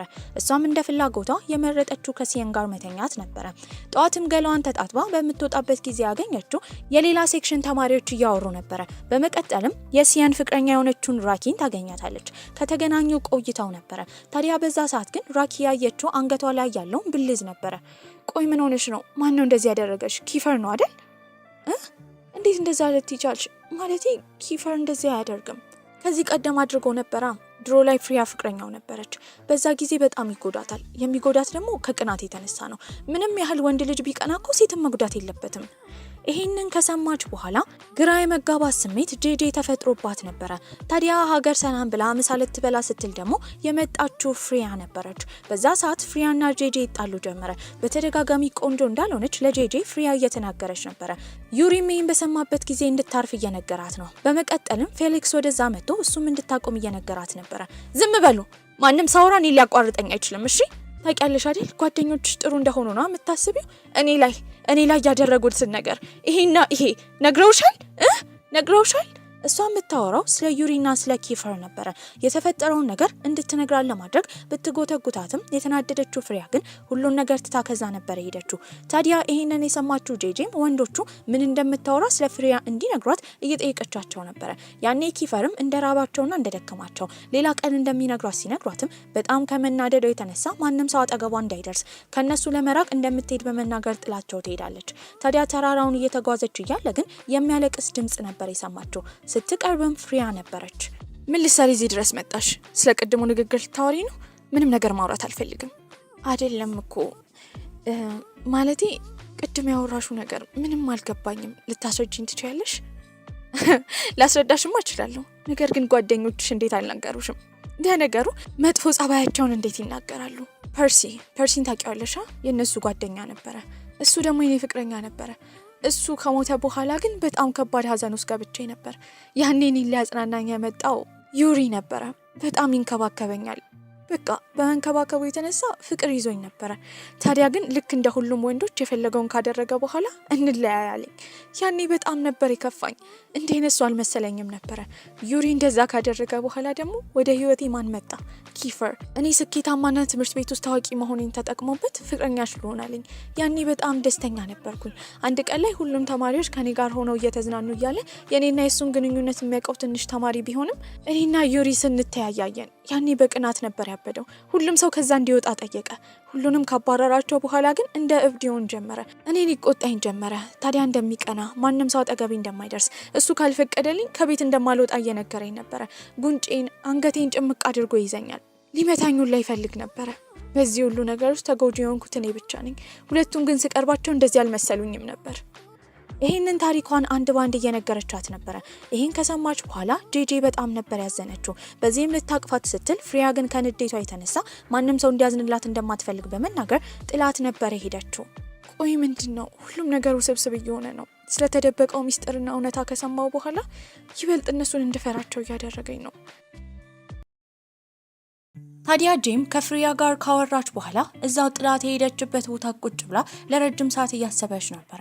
በዚህ መሀል ኪፈር ሴት ላይ ጉዳት ያደርጋል ብላ ስለማታስብ ይሄ ነገር አዲስ ነበር የሆነባት። ያኔ እነ ሲያን ይመጣሉ። ሁሉም ተማሪዎች አንድ ባንድ ከመጡ በኋላ እዛ የመጡት ለማግኘት እንደሆነ እየነገሯት ነበረ። በዚህ መሀል እነሱ ሃውስ ገብተው እየተጫወቱ ነበረ። በዚህም እሷን እንድትገባ እየጠየቋት ነው። ነገር ግን ልብሷን አውልቃ እንደማትገባ ለዴቪድ እየነገረችው ነበረ። ይህንን ያየው ሲያን ግን አውልቂው እንጂ ልብስሽን፣ ደሞ እኮ ከዚህ ቀደም አይተሻለሁ። ጀርባሽ ላይ ደግሞ ሽታ አለብሽ። በዚህም እሷ ለእነሱ ለማሳየት ቲሸርቷን ከፍ አድርጋ እያሳየቻቸው ነበረ። እነ ፌሊክስ ሜን ካዩ በኋላ ግን ይሄ በእርግጠኝነት ሽታ እንዳልሆነ ጠባሳ እንደሆነ እየነገሯት ነበረ። ያ ጠባሳ ከየት እንደመጣ ምንም የምታስታውሰው ነገር አልነበረም። በዚህም ግን ዴቪድ ካየው በኋላ የልብስ መተኮሻ ካውያ እንደሚመስል በሱ እንደተቃጠለች እየነገራት ነበረ። በዛ ጊዜ ድሮ ላይ ሕፃን እያለች ሆስፒታል ራሷን ስታ የነቃችበትን ጊዜ እያስታወሰች ነበረ። ታዲያ ግን ቀልድን እየፈጠረ ሁሉም ውስጥ ከገቡ በኋላ አንድ ላይ ተጫውተው ነበረ። በዚህም በካሜራቸው ፎቶቸውን ከተነሳሱ በኋላ ምሳ ወደሚበሉበት ቦታ ነበር የሄዱት። ያኔ እዛ ተቆጥቶ ያገኛት አንጀሎ ነበረ። አንጀሎንም እነሲን በሚያዩበት ጊዜ በጣም ፈርተዋል። የት እንደነበረችን በጩኸት እየጠየቃት ነው። እሷን ለማዋኘት እንደሄደች እየተናገረች ነበረ። በዚህም እሱ ሲጠይቃት የነበረው ከዚህ ቀደም የድሮ ትምህርት ቤቷ እንደሄደች፣ እዛ የቀድሞ ፍቅረኛዋ ሳይረስ ቤተሰቦች ደግሞ ጉዳት እንደደረሰበት ደውለው እንደነገሯት፣ እሷ ጉዳቱን እንዳደረሰች እየጠየቃት ነበረ። ሲጮህባትም አይኗን ባቅርሯል። ታዲያ ኤላና አሬስም እየተመለከቷት ነበረ። እውነቱን እንድታወጣ እንድትናገር አሬስ እየጠየቃት ነው። ያኔ የመጣው ኪፈር ነበረ። እሱም የደበደበው እሱ እንደሆነ ይናገራል። ይህንን የሰማው አንጀሎ እንዲያስረዳው ነበር የጠየቀው። ኪፈርም ለመመለስ ባመነታበት ጊዜ አሬስ ምንም የማይናገር ከሆነ ከዚህ እንዲሄድ ለኪፈር እየነገረው ነበረ። ታዲያ እሱም እዛ በደረሰበት ጊዜ ጄጄ ላይ ጥቃት እያደረሱባት እንደነበረ፣ ታዲያ ምንም ማድረግ ስለማይችል ለእሷ ለመከላከል ሲል ልጁን እንደደበደበው ይናገራል። አንጀሎም ይህን ሲሰማ በጣም ደንግጦ ሳይረስ ይህንን ድብድብ ያነሳው ምን ተፈጥሮ እንደሆነ ይጠይቃታል። ምንም ከዚህ ቀደም ስለተደበደበ ነገሩን እኩል እናድርገው ብሎ ነው ሲደበድበኝ የነበረው። ይህንን ሲሰማ አንጀሎ ሁለቱም ወደ ካምፓቸው እንዲሄዱ ታዲያ ንግግራቸው እንዳበቃ ይናገራል። ከዛ ሁለቱም እየተራመዱ እያለ በጭንቅላቷ እያብሰለሰለች ነበረ። ይህንን ነገር ኪፈር ተረድቶት ነበር። ንገሪኝ፣ እያሰላሰልሽ ያለውን ነገር አውጪው። ማለቴ ልጠይቅህ የፈለግኩት ፍሬያ ላይ ጉዳት አድርሰህባታል እንዴ? እሱም አልዋሸም ነበረ። አዎ ነበር ያላት። ታዲያ ለምን ያንን እንዳደረገ ትጠይቀዋለች። ፍሬያ የኔ የሁሉ ነገር የመጀመሪያ ነበረች። ልጎዳት ባልፈልግም ዩሪን እንደወደደችው ሳቅ ግን ቀናሁ በጣም። ራሴን መቆጣጠር አቃተኝ። ቅናት? ቆይ ኪፈር፣ ሴት ልጅ ለመምታት እኮ ቅናት ምክንያት አይሆንም። አላቅም ለምን እንደዛ እንዳደረግኩ። በቃ ልክ እንደ አባቴ ነው የመሰለኝ። ግን ምንም ቢሆን ደግሞ አንተ እንደ አባትህ አይደለም። አንተ በጣም ትለያለህ። እሱም ያጠፋው ነገር እንዳለ ጥፋት እንደሆነ እንደተረዳ፣ በዚህም ይሄ ነገር ድጋሚ እንደማይፈጠር በተደጋጋሚ ይቅርታ እየጠየቀ ቃል እየገባላት ነበረ። ተጨማሪ ጥያቄ ካለ ይጠይቃታል አለ። ፍሬያ ዩሪ የፈለገውን ካደረገ በኋላ ተወኝ ብላ ነበረ። ምን ማለት ፈልጋ ነው? እሱም ይህን ከሰማ በኋላ ይህን መመለስ እንደማይችል ዩሪን መጠየቅ እንዳለባት ነበር የነገራት። ሌላ ጥያቄ ከሌላት ግን ሁሉን ነገር እንድትረሳው ይነግራታል። እሷም ሁሉን ነገር እንደምትረሳው አሳውቃው ነበረ። በቀጣይ ትዕይንት የተኛችበት ቦታ በጣም ሞቋት ነበረ። በዚህም ዞር ስትል በአንድ በኩል ኪፈር፣ በአንድ በኩል ደግሞ ዩሪ ነበር የተኛው። በመቀጠል ደግሞ ታስራ ነበረ። ቆይ ምን እያደረጋችሁ ነው? ተኚ፣ ገና 9 ሰዓት እኮ ነው። ባይሆን ለሌላ ጊዜ አጠጭ እሺ። በዛ ሰዓት የሰከረችበትን ነገር እያስታወሰች ነበረ። እንዲፈቷትም ትጠይቃቸዋለች። እሷም ወደ ውጪ ነበር የወጣችሁ። ኪፈርም እየቀለደ ባራኩዳ ማን እንደሆነ እየጠየቃት ነበረ። ቅድም በሰከረችበት ጊዜ እራሷን ባራኩዳ እያለች እየጠራች እንደነበረ ይነግራታል። ድሮ ትምህርት ቤት እያለው ነበረ ትወና ሰራ ነበረ። እዛ ላይ ባራኩዳን ሆኜ እጫወት ነበር። እነ ፌሊክስ ሁሉም እያሾፉባት ነው። በዚህ መሀልም የተቀረጸችውን ቪዲዮ እያየች በጣም አፍራ ነበረ። ታዲያ ከነሱ ጋር ያሳለፈችውን የሰከሩበትን ጊዜ ስታሯሩጣቸው፣ ስታስቸግራቸው የነበረውን ስታስታውስ ሁሉንም ይቅርታ ጠይቃቸዋለች። ታዲያ ሄዳ እንድትተጣጠብና ሻወር እንድትወስድ ነበር የነገሯት። እሷም ተስማምታ ወደዛ ነበር ሄደችው። በዛ ሰዓት ፍሬያ ከጓደኞቿ ጋር እያወራች ነበረ። ምን አፍጥጠሽ ታይኛለሽ? ጄጄ በሰውነቴ ቀናሽ እንዴ? ጄጄ ግን በሰውነቷ እንኳን አልቀናችም ነበረ። ከዛ በላይ ትኩረት ያደረገችው ግን አይኗ ላይ ነበር። ቆይ ምንድነው ድጋሚ ያለቀሽ እንዴ? ፍሪያም እንደዚህ ስትባል ደንግጣ ከዛ ቦታ ትሄዳለች። ምግብም ወደምትበላበት ቦታ ነበር ሄደችው። እዛ ወንዶቹ በስጋ እየተጣሉ ነበረ። ያ የአሳማ ስጋ ቢሆንም እሷ በጣም ትወድ ነበረ። በዚህም ብዙ ከያዘች በኋላ ያንን ምግብ ልብላው በጣም ፈርታ ነበረ። ልብላው ግን እኮ በጣም ቆንጆ ነው። እንዴት ይሄንን የመሰለ ምግብ እበላለሁ? ቆጥቤ ለነገ ላስቀምጠው። ምንድነው ማድረግ ያለብኝ? ያኔ ቴኒስ መጫወቻ ይዛ የመጣችው ፍሪያ ነበረች። ምግቡንም ታስጥላታለች። በዚህ የተነሳ ጄጄ መጮህ ጀመረች። አንቺ ደደብ ነሽ እንዴ? ይሄ አሳማ በሚገደልበት ጊዜ ምን ያህል ሀዘን እንደተሰማው ታውቂያለሽ? እኔ እንኳን እንዳልበላው ወደ መሬት ደፋሹ። አሁን ሞቱ ከሰረ ማለት ነው? ለምንም ምን ሞተው? የምታወራው ነገር የጅል እንደሆነ እየነገሯት ነበረ። በዚህ ጊዜ ምግቧ ስለተደፋባት የምትበላው ግራ ገብቷት ጓደኞቿ እንዲሰጧት እየጠየቀች ነበረ። ያኔ ኪፈር የራሱን ምግብ ይዞ ይመጣል። እንኪ የኔን ቢ ቅድም እኔ ሩዝ በልቼ በጣም ጠቅቤያለሁ። ሁለቱ በሚያወሩበት ጊዜ ግን ዩሪ በጣም አዝኖ እየተመለከታቸው ነበረ። ከዛም ከወጣች በኋላ ከጓደኞቿ ጋር እየተሳሳቀች ነበረ። ኪፈር መጀመሪያ ነበር ሄደው። ታዲያ ኋላ የቀሩት እሷና ሲየን ናቸው። እሷም ባራኩዳ ስለሚባለው ታሪክ እየነገረችው ነበረ። ውበቷ የማይረግፍ ቆንጂዬ ጠንቋይ ሆና ድራማ ላይ ስትሰራ እንደነበረ እየነገረችው ነው። ታዲያ እሱም ከዚህ ቀደም የተናገራት አንድ ነገር ነበረ። ይሄም ያላት ምንም አይነት ጥፋት እነሱ ቢያጠፉ ይቅርታ እንድታደርግላቸው ጠይቋት ነበረ። ያኔ ይቅርታ የጠየቃት ለምን እንደሆነ ትጠይቀዋለች። እሱ ከመመለስ ይልቅ ግን በዛ አካባቢ ሲያልፉ የነበሩ መምህራኖችን በማናገር ወሬውን ማስቀየስ ችሎ ነበረ። ታዲያ ሲየንም ያመጣው ሀሳብ ትሩዝ ኦር ዴር የተባለውን ጨዋታ እንዲጫወቱ ነው። ሁሉም አንድ ላይ ተሰብስበው ጥያቄ እየተጠያየቁ፣ ግማሾቹ እየጨፈሩ ግማሾቹ እየደነሱ ነበረ። ታዲያ አሁን የጄጄ መጠየቂያ ሰዓት ነበረ። እሷም ትሩዝ ኦር ዴር ተብላ ስትጠየቅ እውነት ለመናገር ትሩዝን ነበር የመረጠችው። ዴቪድም የጠየቃት ጥያቄ ኪፈር ባይኖር ኖሮ ከሱ ጋር እንደምትሆን ዴቪድ ይጠይቃታል። በዚህ ጊዜ ድንግጥ ነበር ያለችው። እነ ዩሪም ተደናግጠው ነበረ። ታዲያ ጓደኞቹ ፍቅረኛ እንዳለው ሲያስታውሱትም ቀልድ እንደሆነ ይናገራል። ታዲያ እሷም ሁል ጊዜ የምትሳደበው ኪፈር የምትሰድበው ስድብ ነበረ። ስልኩን ሁላ ሴቭ ያደረገችው በስድብ እንደሆነ ኪፈር ባስታወሰበት ጊዜ ለምን እንደዛ እንዳደረገች እየጠየቃት ነው። ቆይ እስከዛሬ እየሰደብሽ ነበረ ማለት ነው? እሷም ቀልድ እንደሆነ እየተናገረች ነበረ። በመቀጠልም ሲጠይቋት የነበረው ጀርባዋ ላይ ያለው ጠባሳ ከምን የመጣ እንደሆነ ነበረ። ኪፈር ይህንን ሲሰማ ይሄ ነገር እንግዳ ነገር ሆኖበት ነበረ። እሷም እንደማታስታውስ ነገር ግን ልጅ እያለች ሆስፒታል ውስጥ የነቃችውንና እናቷ እዛ እንደነበረች እየተናገረች ነበረ። ሁሉም ታሪኳን በሰሙበት ጊዜ በጣም አዝነው ነበር። ሁሉም አንድ ላይ እየተጫወቱ ነው። በዚህ መሃል ግን ያልተጠየቀው ዩሪ እንደሆነ ባስተዋሉበት ጊዜ እሱ መጀመሪያ እንደሚጠየቅ ይናገራሉ። ታዲያ ጄጄ መቼ እንደወደዳት ነበር የተጠየቀው። እሱም ሴክሽኒ በገባች በጥቂት ሳምንታት ውስጥ እንደወደዳት ይናገራል። በመቀጠልም አንዱ ጓደኛቸው ጥያቄ ያነሳው ዩሪና ጄጄ ቀለበት እንዳደረጉ መች ሊነግሩ እንደፈለጉ ይጠይቃቸዋል። በዚህ መሃል ሁሉም ደንግጠው ነበረ። ኪፈርም በዚህ ነገር በጣም ከመደንገጡ የተነሳ ይቆጣ ጀመረ። ያ የቀለበት ስነ ስርዓት በእሷና በእሱ ቤተሰቦች መካከል የተፈጠረ ስምምነት ብቻ ነው፣ ሌላ ምንም ነገር የለም። ታዲያ ኪፈርም የመልስ ምት ለማድረግ ዴቪድን ይቆጣው ጀመረ። ከነሱ ጀርባ ከፐርሲ ጋር እየሰራ እንደሆነ ለግሩፑም እሱ እንዳልተናገረ እሱም እንደዋሸ እየተነገረው ነበረ። በዚህ መሃል በግሩፑ መካከል ትልቅ ጸብ ይፈጠራል። ታዲያ አንዱ ልጅ ይነሳና እሷ ላይ ጮህባት ጀመረ። ከሴክሽን መውጣት በቻለችበት ጊዜ ብትወጣ ጥሩ እንደነበረ፣ በእነሱ መሃል የተፈጠረው ችግር በእሷ ምክንያት እንደሆነ ነበር የተነገራት። በዚህ ሰዓት እንዳይጣሉ እንዳይደባደቡ ለማድረግ ብትሞክርም ማንም ሊሰማት አልቻለም ነበረ። ኪፈርና ዩሪም ለማገላገል እየሞከሩ ነው። ያኔ መምህሩ መጥቶ ያገላግላቸዋል። ያን ቀን ምሽት በጣም ተናዳ ነበረ። በዚህም በተኛችበት ሰዓት ስትገላበጥ ግን አቅፏት የነበረው ኪፈር ነበረ። ወይኔ ስትተኛ እንዴት ነው የምታምረው! በጣም የዋህ እኮ ነው የምትመስለው። ፊቱንም እየዳበሰችው ነበረ። ይሄ ስሜት ግን ምንድን ነው ማለት? ሰው ሲያፈቅር ይሄ ነው የሚሰማው? ኪፈር፣ እኔ እየተሰማኝ ያለው ለመጀመሪያ ጊዜ ስለሆነ አንተን ልጠይቅ። ታውቃለህ፣ ሴክሽኒ ውስጥ በነበርኩበት ጊዜ ልውጣ ብዬ ሳስብ ነበረ። የሚሄድበት መንገድ ግራ ገብቶኛል። ምንም ቢሆን ግን ግራ ቢገባኝ ይሻላል። እኔ አንተን ማጣት አልፈልግም። በዚህም ልትስመው እየቀረበችው ነበረ። የምትስሚኝ ከሆነ አሁን ሳሚ። ምን? ቆይ እስካሁን አልተኛህም እንዴ? ደግሞ እዚህ ምን ልትሰራ ነው የመጣኸው? ናፍቀሽኝ ነዋ። እኔም ናፍቀኸኛል። በዛ ሰዓት ግን ወሬ ነበር የሰሙት። እሱም ዩሪ የለም የሚል ንግግር ነበረ። በዚህም ዩሪን ለመፈለግ ይሄዳሉ። ያገኙትም ከኤላ ጋር እያወራ ነበረ። ኤላ በተደጋጋሚ ይቅርታ እየጠየቀችው ነው። እባክህ ሁሉን ነገር ተረዳኝ። እኔ ያኔ ኪፈርን አልመረጥኩም። እምወደው አንተን ነበረ። ይህን ሁሉ ነገር እንዳደርግ ያደረገችኝ እናትህ ናት። አስፈራርታኝ ነው። አንተ እንደማልመጥን ትነግረኝ ነበረ። ታዲያ ከሴክሽን እንድወጣ አደረገችኝ። ምንም ማድረግ ስለማልችል አንተን መምረጥ ስላልቻልኩኝ ነው ኪፈርን የመረጥኩት። ይህንን ነገር ደግሞ እሱም ያውቃል።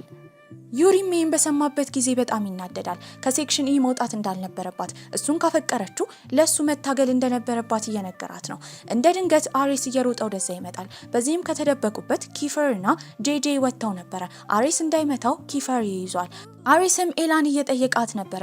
በዚህም ሲላት የነበረው ድሮ ላይ ከኪፈር ጋር ግንኙነት በጀመረችበት ጊዜ እንዲያድናት እንደጠየቀችው፣ ከኪፈር ከለያት እሷ ደግሞ ለዩሪ ያላትን ስሜት እንደምታቆም እንደነገረችው፣ አሁን ለዩሪ እውነቱን መናገሯ ፍላጎቷ ምን እንደሆነ፣ ዩሪን እንደምትወደው ይጠይቃታል። እሷም እንደዛ እንዳልሆነ እየተናገረች ነበረ። በዚህ መሃል ዩሪ በኪፈር በጣም ተናዶበት ነበረ። እሱንም እናቱ እንዳስፈራራችው ኪፈር ይናገራል። በዚህም ኤላን ከሱ እንዲነጥቀው እናትየው ትእዛዝ ስለሰጠችው የዩሪን እናት ትእዛዝ እንዳከበረ ነበር የተናገረው። በዚህ ሰዓት ተናዶ እየሮጠ ከዛ ቦታ ይሄዳል። ዩሪም ከዛ ቦታ ሮጦ ከሄደ በኋላ ልትፈልገው ሄደችው ጄጄ ነበረች። ቦታው በጣም ጨለማ ነው፣ ዝናብም ነበረ። ዩሪም በተደጋጋሚ እየተጠራች ነው። ታዲያ እሱም አንድ ቦታ ቁጭ ብሎ ነበረ። ታዲያ ወድቆ ወደዚህ ቦታ እንደተጠለለ እየነገራት ነው። በዚህም አጠገቡ ቁጭ ብላ እያጽናናችው ነበረ። ታዲያ ካቀፈችው በኋላ ግን እሷን ሊተዋት እንደማይፈልግ ይናገራል።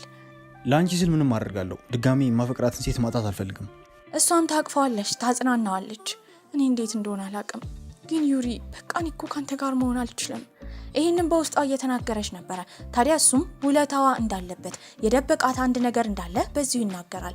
ምን እንደሆነ ስትጠይቀውም አያትየው የሁለቱን የቀለበት ስነስርዓት እንዳላዘጋጀ፣ ታዲያ የእነሱ ድርጅት እንደከሰረ በተረዳበት ጊዜ ዩሪ ራሱ ይህን ሀሳብ እንዳመጣ ሄዶም ለአንጅሎ እንደነገረው፣ አንጅሎ በዚህ ነገር ፍቃደኛ ባይሆንም ለድርጅቱ ሲል ግን እንደተቀበለ፣ ታዲያ የቤተሰቦቹ ሀሳብ እንዳልሆነና የእሱ ሀሳብ እንደሆነ ነበር የነገራት። ምን? ቆይ ለምንድን ነው ይሄንን ያደረግከው? እሱም ከኪፈር ሊያድና ስለሚፈልግ ብቻ እንደሆነ ነበር የተናገረው። እንደምንም ብዬ አንቺን ከኪፈር አድንሻለሁ።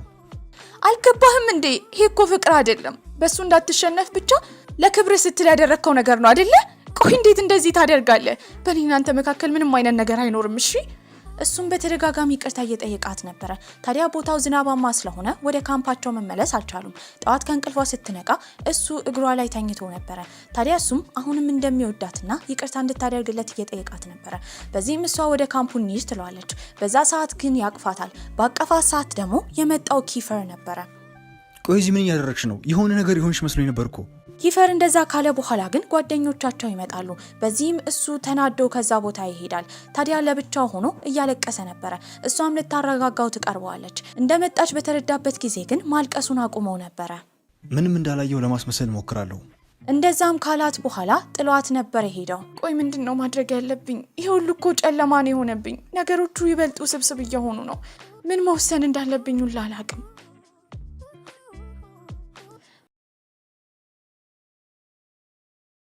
ታዲያ ጄጄ አንጀሎ አጠገቧ ሆኖ እያወራት ትላንትና ስለተፈጠረው ነገር ለማስታወስ እየሞከረች ነበረ።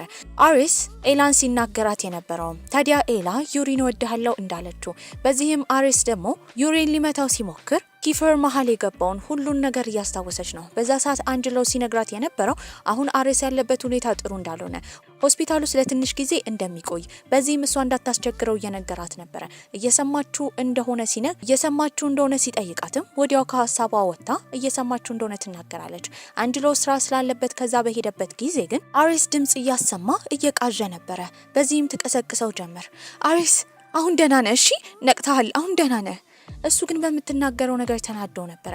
ታዲያ ያለበት ሁኔታ ጥሩ ስላልሆነ እንድትወጣ ከክፍሉ እየነገራት ነበረ። ለምንድን ነው ውጪ የምትለኝ? እኔ ስላንተ ተጨንቄ አይደል እንዴ? ተናዳም ትወጣለች። ታዲያ እሱ የሚጠላት ነበረ የሚመስላት።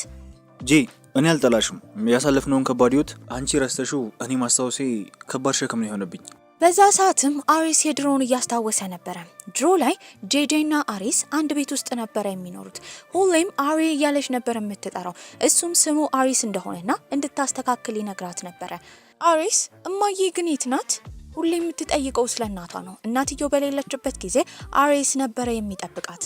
እናትየውም ትመጣለች። እዛ የመጣችው ምግብ እንደሆነ ነበር የተናገረች። ታዲያ ምግቡን እንዲያዘጋጅ ግን ትዕዛዝ የሰጠችው ለአሬስ ነበረ።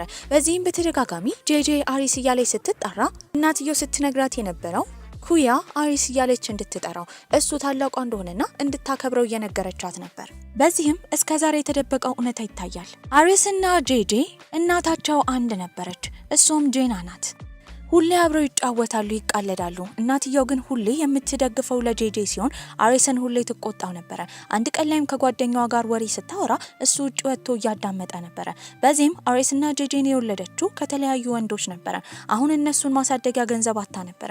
ምን ማድረግ እንዳለባት ግራ ገብቷታል። አሬስ ደግሞ አሁን እድሜው ስለደረሰ ትምህርት ቤት ሁላ መግባት ነበረበት። በዚህም ጓደኛዋ ስትመክራት የነበረው እናቷ ቤት እንድትመለስ ነበረ። ታዲያ እናቷ ትክክለኛ እናቷ እንዳልሆነች አባቷ ሀብታም ስለነበረ ሌላ ሴት ሲያገባ ያቺ እንጀራ እናቷ እንደሆነች እየተናገረች ነበር።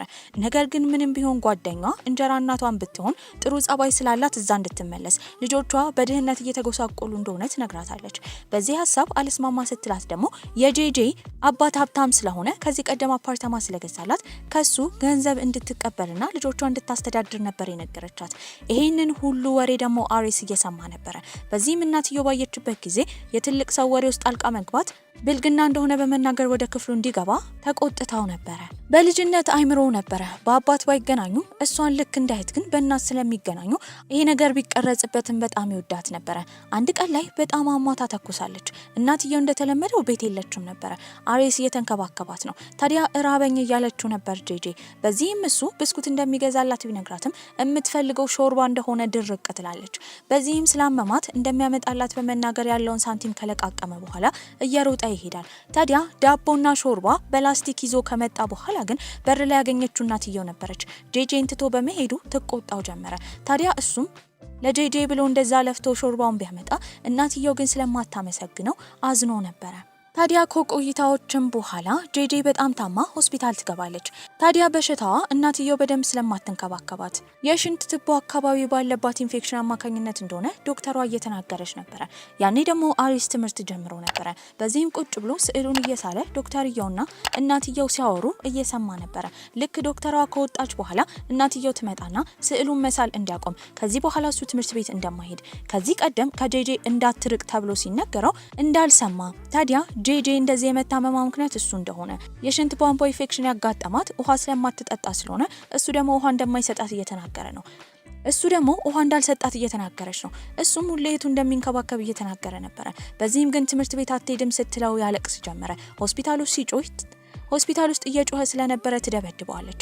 ያኔ የመጣችው አያትየው ነበረች። አሬስ ለመጀመሪያ ጊዜ አያትየውን በማይበት ሰዓት የሆነ የሚደግፍለት ሰው እንዳለ ነበር የተረዳው። በቀጣይ ጊዜም እናትየው ማሳደግ ስለከበዳት አሬስን ይዛ የሄደችው የእንጀራ እናቷ ቤት ነው። እዛም አያቴ ብሎ እየተጣራ ነበረ። በመቀጠልም የወጡት እነ ጄና ነበሩ። አንጅሎም ያኔ ገና ወጣት ነበረ። ምንም ማድረግ ስለማትችል ልጇን አሳልፋ መስጠት ነበረባት። አሬስ ግን ከጄጄ ጋር መሆን እንደሚፈልግ እህቱን እንደሚፈልግ እያለቀሰ እየተናገረ ነው። ምንም ማድረግ ስለማትችል እናትየው ትታው ትሄዳለች። ታዲያ የእሱ አክስት የሆነችው ጄና እንደምትንከባከበው እየነገረችው ነበረ። ሁሌ ተከፍቶ ቁጭ ብሎ የሚጠብቀው እናቱን ነው። ይሄን የሚያየው አንጅሎ ራሱ አብረው ጌም እንዲጫወቱ ጥያቄ ያቀርብለታል። ነገር ግን ትንሽየው አሬስ እናቱንና ጄጄን ብቻ ነበር የሚፈልገው። ታዲያ ጄናም ስትናገር የነበረው እዚህ አያትየው ቤት መቆየት እንደማይችል፣ በዚህም እሱንና አንጅሎን ይዛ ሄዳ እሷ ቤት እንዲኖሩ ጥያቄ እያቀረበችለት ነው። አሬስ ግን እምቢ ይላል። እናቱን እንደሚፈልግ ነበር የተናገረው። ከትንሽ ቆይታ በኋላ የመጣችው እናትየው ነበረች። ታዲያ እሱም በደስታ እንደነገራቸው እናቱ እሱን ልትወስድ እንደመጣች ቢናገርም እናትየው ግን የማሳደጊያ ለእህቷ ለጄና ለመስጠት ነበር የመጣችው። አሬስም እያለቀሰ እሱን ለሌላ ሰው አሳልፋ የሰጠችው ስለማትወደው እንደሆነ እሷ የምትወደው ጄጄን ብቻ እንደሆነ እየነገራት ነበረ። አይደለም የኔ ልጅ እኔ እኮ እወድሃለሁ፣ እሺ ስመጣ ደግሞ ብዙ አሻንጉሊቶች ብዙ ምግቦች ይዤ እመጣለሁ። አንተ ካክስት ጄና ጋር ስትኖር ቆንጆ ምግብ ሁላ ትሰጣለች፣ እሺ። እንደዚህ ካታለለችው በኋላ ጥላው ነበር የሄደችው። ጊዜያቶችም ካለፉ በኋላ አሁን አሬስ እያገናዘበ መጣ። አልፎ ጄጄን ለማየት ይሄድ ነበረ። ጄጄ እንደ ማንኛውም ህጻናቶች መንገድ ላይ የምትጫወት አይነት ልጅ ነበረች። ታዲያ ሲያያትም ሲሊፐር አላደረገችም። የት እንደሆነ ሲጠላት የት እንዳደረገችው ሲጠየቃትም ጣራ ላይ እንደወረወረችው እየተናገረች ነበረ። በዚህም እሱ ያደረገውን ጫማ አውልቆ ይሰጣታል። ሳይክል እንዴት መለማመድ እንዳለባትም አሳይቷት ነበረ። ከትንሽ ቆይታ በኋላ እሷ ወደ ቤት ስትመለስ እሱ ሳይክሉን እየነዳ እያለ ግን አንድ ሰውዬ እየተከታተለው እንደሆነ ነበር ያስተዋለው። ያ ሰውዬ በቀጣይ ቀን ትምህርት ቤት በነበረበት ጊዜ እራሱ ውጪ ቆሞ እያየው ነበረ። በዚህ አጋጣሚ ስልክ ይደወልለታል። ታዲያ ለትንሽየው አሬስም የተነገረው እህቱ እንደጠፋች ነበረ። እሷን ለመፈለግም ሁሌ አዘውትራ ወደምትጫወትበት ስፍራ ይሄዳል። እዛም ደም በደም ሆና ባይምሮ እየሳለ ነበረ። ከትንሽ ቆይታ በኋላ ስሟን ሲጠራ ያለችበትን ቦታ ማግኘት ችሎ ነበረ። አሁንም በጣም አዝናለች። ነገር ግን ማን እንደሆነ አላወቀችም ነበረ። የጠፋችው ለአንድ ቀን ቢሆንም አሁን ባጋጠማት ከባድ ችግር አማካኝነት ሙሉ ለሙሉ ማንንም ሰው አታስታውስም። እሱንም ያጎቷ ልጅ እንደሆነ ነበረ የምታስበው። ሆስፒታልም ትመረመራለች። በዚህም ሳይካትሪስቶቹ ሲናገሩ የነበረው ያጋጠማት ከባድ ችግር ስላለ ትውስቷን እንድትረሳ እንዳደረጋት፣ በዚህም ሰዎች አስገድደው እንድታስታውስ ሊያደርጓት እንደማይችሉና እንዲንከባከቧት ነበር የተመከሩት። አሬስ ሁል ጊዜ እሷን ሲያያት በጣም ይሳሳላት ነበረ። ካደጉም በኋላ በተደጋጋሚ እሷ ከሰው ጋር እየተደባደበች ችግር እየፈጠረች ነው። አሁን የምትኖረው አያትየው ጋር ነበረ። አንጀሎም ሁሌ ይቆጣታል። በዚህም በጣም ተናዳ አንጀሎን ገፍትራው ነበረ ሄደችው። ታዲያ ግን ውጪ በምታወራበት ጊዜ አንድ ሰውዬ መጥቶ የአሬስ አባት እንደሆነ እየነገራት ነበረ። ያኔ እሷን ለማረጋጋት አሬስ ተከትሏት ስለነበረ ከሷ አጠገብ እንዲርቅ ለሰውየው ያስጠነቀቀው ነበረ። በዚህ ሰዓትም ሰውየው እሷን ያግታታል። ለሷ ብሎ ደግሞ አብሮ አሬስ ታግቶ ነበረ። ሁለቱን ልጆች አስቀምጦ ሰውየው ሲናገር የነበረው ከአሬስ ጋር ልጁ ቢሆንም እናትየው እንዳላስተዋወቀቻቸው የእሱን ስም ብቻ መያዝ እንደሌለበትና ማንነቱንም ማወቅ እንዳለበት ሰውየው እየተናገረ ነው። እንዲበሉ ምግብ ሰጥቷቸው ነበረ። ታዲያ እዛ ያድራሉ። አሁንም ሊያድናቸው ግን ማንም ሰው አልመጣም ነበረ። ታዲያ አሬስም ከሰውየው ጋር ይደባደባል። በዚህም እሱን ለማዳን እየሞከረች ነበረ። በአቅራቢያው ስለት ስታገኝም በስለቱ ሰውየውን እያስፈራራች ነው። ቀጥላም ጭንቅላቱን መታው ነበረ። ከትንሽ ቆይታ በኋላ ግን እራሷን መቆጣጠር ይከብዳታል። አሬስን በስለቱ ለመውጋት እየታገለችው ነበረ። እንድትረጋጋ እየነገራት ነው። ሁላችሁም ትገሉኛላችሁ። ሁላችሁም እኔን ለመጉዳት ነው የምትፈልጉት። አንተም ልገለኝ ነው አይደል?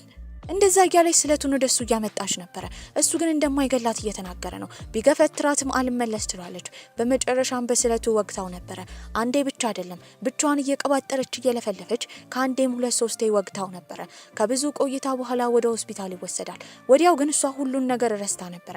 ታዲያ እሱ ሆስፒታል ባገገመበትም ጊዜ ጓደኞቹ ፐርሲ፣ ኪፈርና ዩሪ ደህና እንደሆነ ለማየት ኬክና ፊኛ ይዘውለት መጥተው ነበረ። ከጓደኞቹ ጋር እየተሳሳቀ እየተጫወተ ነው። ታዲያ እሷም ከውጪ ሆና እያየችው ነበረ። እሷን ሳይ ደግሞ ዞር ብሎ ያየው ኪፈር ነበረ። ቶሎ ብላ ጄጄ ከዛ ቦታ ትሄዳለች። ከትንሽ ቆይታ በኋላ ግን ከሆስፒታል መውጣት ችሎ ነበረ። ምንም ቢሆን ግን ጄን ይፈራት ነበር። ምንም ቢሆን ግን ከጄ ለመራቅ ነበር የሚሞክረው። እንደ ድሮ ያናግራትም ነበረ። ታዲያ አንድ ቀን ላይ የአንጅሎን መኪና ከሰረቀ በኋላ መኪና ውስጥ ጓደኞቹን በማስገባት የመንዳት ፍቃድ እንዳለው እየተናገረ ነበረ። በዚህም ሁሉም የቸኮሉት ድሮ ወደሚያዘወትሩበት ቦታ መሄድና ሴቶችን ማግኘት ነበረ። እዛም በደረሱበት ጊዜ እየተዝናኑ እያወሩ እየተሳሳቁ ነበረ። በመጨረሻም ጓደኞቹን አስገብቶ ዝናብ እየዘነበ ስለሆነ ወደ ቤት ሊሄዱ ሲሉ ሰዓቱ እያለፈ ነበረ። በጣም ተደናግጧል። አንጅሎ መኪናውን እንደወሰደ ካወቀበት እንደሚገለው እየተናገረ ነበረ። በዚህ ጭንቀት ውስጥ ሆኖ ሲያስታውስ የነበረው ጄጄ ያኔ በስለት ስትወጋ የነበረውን ክስተት ነበረ። ታዲያ በምዕናቡን ፊት ለፊቱ እንዳለች እያሰበ ፈርቶ ነበረ። ጓደኞቹ መኪናውን እንዳይቆም እየነገሩት ነበረ። በዚህ አጋጣሚ ነው መኪናው የተገለበጠው። የደረሱትም ተራራው ጫፍ አካባቢ ነበረ። መኪናው በሚገለበጥበት ጊዜ ኪፈርና ዩሪ መውጣት ችለው ነበረ። ነገር ግን የቀረው ፐርሲ ነው። ፐርሲም ራሱን ማንቀሳቀስ ከብዶት ነበረ። ያኔም በተደጋጋሚ አሬስ እንዲወጣ እሱ መዳን እንደማይችል እሱ እንደሚሞት ፐርሲ እየተናገረ ነው። ሳይፈልግም በግዴታ አሬስ ከመኪናው ወጥቶ ነበረ። ይህን ሁሉ ነገር እያስታወሰ ነበረ ከሆስፒታል የነቃው። በሌላ በኩል ጄጄ ቤት ነበረች። እዛም አያትየው አክስትየው ቁጭ ብለው ነበረ። እናቷም አዲስ ካገባችው ባል ጋር እዛ ቁጭ ብላለች። በዚህ ጊዜ አሬስ ሊመጣ እንደሆነና ደህና እንደሆነ እየተናገሩ ነበረ። ታዲያ እሷም ደስ ብሏታል። በመቀጠልም የመጣው አሬስ ነበረ። ታዲያ እናትየው ልጄ ብላ ትጠራዋለች። እሱ ግን የልጅነት ህይወቱን እንዳለ ያበላሸችው እናትየው ስለሆነች እናቴ ብሎ አይጠራትም። ባይሆን ያሳደገችውን አክስቱን ጄናን እናቴ ብሎ ይጠራ ነበረ። አረ ተው እንጂ አሁን እናቴ ብላ አትጠራኝም? አሃ እናትነትን የምትመርጠው አንተ ነህ። እሷ ነች ያሳደገችህ። ቆይ ግን ለጄጄ ወንድሟ እንደሆንክ ተናግረሃል? ይህንን ስትሰማ ድርቅ ብላ ነበር የቀረችው። ታዲያ እስከዛሬ የተደበቃትን ሚስጥር ነበር የሰማችው። ምንም ማድረግ አልችልም። አሁን እውነታውን አውቀሻል። እኔ ወንድምሽ ነኝ። ጄጄ ትልቅ ሀዘን ውስጥ ገብታ ነበረ። አሬስ ወንድሟ እንደሆነ ማመን ከብዷታል። እስከዛሬ ባጠገቧ ያሉ ሰዎች ለምን እንዳልነገሯት ራሷን እየጠየቀች ነበረ። አይወዱኝም ማለት እኮ ነው። በቃ ቢወዱኝ ኖሮ እኮ እውነታውን ይነግሩኝ ነበረ። እንደዚህ በመወደው ሰው መከዳት በጣም የሚያስጠላኝ ነገር ነው። መንገድ ላይ ሆና እያለቀሰች ነበረ። ታዲያ ትዕይንታችንም የሚወስደን ከዛሬ 6 ቀን በፊት ነበረ። ከ6 ቀን በፊት ክፍሏ ውስጥ ተኝታለች። ታዲያ ስታስብ የነበረው ግን ያኔ ካምፕ ውስጥ ሄደው ኪፈር፣ አሪስ እና ዩሪ ስለነበራቸው ነገር፣ ኪፈር እሷ ላይ ስለተናደደው ነገር ነበረ። ስላኮረፋት በተደጋጋሚ መልእክት ልካለታለች። እሱ ግን አንዴም እንኳን መልእክቱን አልመለሰም ነበር። እንዴትም ብትል እሱም ማግኘት ስላቃታት ግን ቀጥታ የሄደችው ቤት ነበረ። ታዲያ ላንኳኳ ግራ ተጋብታ ነበረ። ጄጄ የመጣሽበትን ምክንያትማ ማስታወስ አለብሽ። በሩ ማንኳኳት አለብኝ። ታዲያ ደውሉንም ከደወለች በኋላ ግን የወጣው የሱ ወንድም ነበረ። ለምን እንደመጣች ይጠይቃታል። እሷም ኪፈርን ፈልጋ እንደሆነ ነበር የተናገረችው። ታዲያ ግን ኪፈር ቤት እንደሌለና ሲመጣ እንዲደውልላት እንደሚነግረው ነበር የነገራት። እሷም እሺ ትላለች። ታዲያ ወንድምየውም ወዲያው የደወለው ለኪፈር ነበረ። ኪፈር በዛ ሰዓት የነበረው ለንደን ነው። ታዲያ እሱን ለማየት ጄጄ እንደመጣች ሲነገረው ምን ሆና እንደሆነ በድንጋጤ ነበር የጠየቀው። ምንም እንዳልሆነችና እሱ እዛ ያለውን ነገር ላይ ትኩረት እንዲያደርግ፣ እሷ እሱን ለማየት ብቻ እንደመጣች ነበር የተነገረው። በዛ ሰዓት ስልኩን ይዘጋል። በዚህም ስለሷ ነበር ሲያስብ የነበረው። በተደጋጋሚ መልእክት ልካለታለች። ነገር ግን ትኩረት ማድረግ ያለበት እዚህ የመጣበትን ተልእኮ ስለሆነ አልመለሰላትም ነበረ። ትንሽ ቀን መጠበቅ እንዳለባት ለራሱ እየተናገረ ነው። በቀጣይ ጊዜም አንጅሎ አንድ ቦታ ይዟት ነበር የሄደው። ታዲያ የሄዱበትን ቦታ ቀድሞ መናገር እንደነበረበት እየነገረችው ነው። ወዲያው የመጣችው የዩሪ እናት ነበረች። እዛ የመጣችበት ምክንያት እሷን የሙሽራ ቀሚስ እንድትመርጥ ለማድረግ ነበረ። በዚህ ነገር ጄጄ በጣም ተደናግጣለች። አንጅሎም እስክትጨርስ እሱ ሌላ ቦታ ሄዶ ተመልሶ እንደሚመጣ ነበር የተናገረው። ከእናትየው ጋር በነበረችበትም ጊዜ በሀገሪቷ ውስጥ አለ የተባለ ዲዛይነር ነበር የመጣው። እሱም ልክ እንዳያት በጃፓንኛ እናትየው የመረጠቻት ሴት አጥጋቢ እንዳልሆነች እየተናገረ ነበረ። ምንም ቢሆን ግን የሙሽራ ቀሚሱን ትለካለች። ታዲያ እናትየው በጣም ወደዋለች። ነገር ግን ጄ ፊት ላይ የሚታየው ሀዘን ነበረ። ምንድን ነው ማድረግ ያለብኝ? እንዴት ነው እሺ ጭራሽ ማላፈቅረውን ሰው ማገባው? ይኸውልሽ ጄ፣ አንቺን እንደ ልጄ ሚስትነት መቀበል አልፈልግም። ነገር ግን ዩሪ የሚፈልገውን ነገር ማንኛውንም አደርጋለሁ። ታውቂያለሽ፣ እኔ የዩሪ አባትን ሳገባው የእሱ ቤተሰቦች ጭራሽ አልተቀበሉኝም ነበረ። እነሱ የወደዱትን ማድረግ፣ እነሱ እንዲወዱኝ ብዙ ነገር ማድረግ ጀመርኩ። አንዴም እንኳን ዞር ብሎ አላዩኝም ነበረ። ያኔ ግን ዩሪ መጣ። ዩሪን ካረገዝኩ በኋላ ሁሉም እንደ ቤተሰብ ተቀበሉኝ። በቃ አላቅም። ያኔ እሱ የተረገዘውና የተወለደው የሃናሚቺ ቤተሰቦች ትልቅ የገንዘብ ችግር ውስጥ በገቡበት ጊዜ ነበረ። እሱ ግን ጥሩ እድል ነበር። እሱ ከመጣ በኋላ ሁሉም ነገር ጥሩ ሆነ። በቃ ልጄ ደስተኛ ነበረ። ሳቂታ ነው፣ በጣም ጎበዝ ነው፣ ትምህርቱን ይወዳል። እኔም ደስተኛ ነበርኩኝ። ለሱ ብዬ ምንም ማድረግ እችላለሁ። ከትንሽ ቆይታዎች በኋላ ግን ኤላን ይዞ ወደ ቤት መጣ። ኤላን ልክ እንዳያት ሙሉ ለሙሉ ጃፓናዊ ስለሆነች የሃናሚቺ ቤተሰቦች እንደማይቀበሏት እርግጠኛ ነበርኩኝ። ስለዚህ ቀጥታ የሄድኩት ኪፈር ጋር ነው። ኪፈርንም ኤላን ከዩሪ እንዲያርቅ ለመንኩት። ያ ነገር ግን ስህተት ነበረ። ከዛም በኋላ እንደዛም ወደውን ልጄን አጣሁት። ጸጉሩም ቀለም ተቀባ። እየጠጣ እየሰከረ ነው የሚመጣው። ትልቅ ጥፋት ነበረ። ከትንሽ ቆይታ በኋላ ግን እንደዛ የናፈኩትን ልጄ መልሼ ያገኘሁት። ያ የሆነው ደግሞ ባንቺ ምክንያት ነው። ልጄ ይወድሻል። እባክሽ ልጄን ድጋሚ ማጣት አልፈልግም። ያኔ የሰራሁትንም ጥፋት ድጋሚ ማጥፋት አልፈልግም። እባክሽ ልጄን ውደጂልኝ። እባክሽ ዩሪን ውደጂው። እናትየው እያለቀሰች ነበረ። ጄጄ ይህን ታሪክ ከሰማች በኋላ ከማቀፍ ውጪ ምንም ማለት አልቻለችም። ነገር ግን በውስጧ ዩሪን ድጋሚ መውደድ እንደማትችልና የምታፈቅረው ሌላ ሰው እንዳለ እየተናገረች ነበር። ታዲያ ኪፈርም ያን ቀን ማታ ወደ ሀገር ውስጥ ገብቶ ነበረ። ወዲያው የደወለላት ለሷ ነው። ያስታወሰውን መጀመሪያ ስለሷ ነበረ። ነገር ግን ስልክ አታነሳም። ከሙሽራ ቀሚስ ልኬት በኋላ እሷ ሄደችው ወደ ቤቷ ነበረ። ሁሉንም ሰላም ትላቸዋለች። አያቷ ስለመጣች ደስ ብሏት ነበረ። እንደ ድንገት ዞር ስትል ግን እናቷን መታ ነበረ። እናትየውም ቆማ ለመታቀፍ ተዘጋጅታለች። ጄጄ ግን ለማቀፍ አልፈለገችም ነበረ።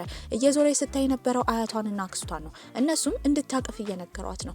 ወዲያው እናትየው እንደ አዲስ ልታገባው ያሰበችው ወንድ ይመጣል። እሱንም ከጄጄ ጋር እንዲተዋወቅ ነበር የነገረቻት። ጄጄ ግን በጣም ፈርታ ነበረ። በመቀጠልም ሰውየው ራሱን ለማስተዋወቅ ስጦታ ከሰጣት በኋላ እጁን ዘርግቶ ነበረ።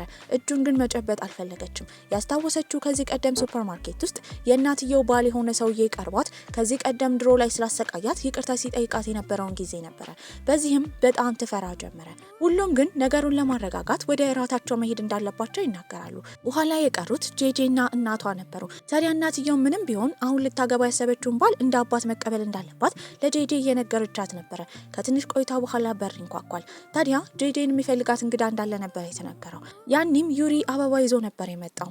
እንዴ ቆይ ይሄ ቆንጅዬ ልጅ ማን ነው? እሱም ራሱን ነበር ያስተዋወቀው። አሃ ልጄን የምታገባት አንተ ነህ? በጣም ቆንጆ ነህ።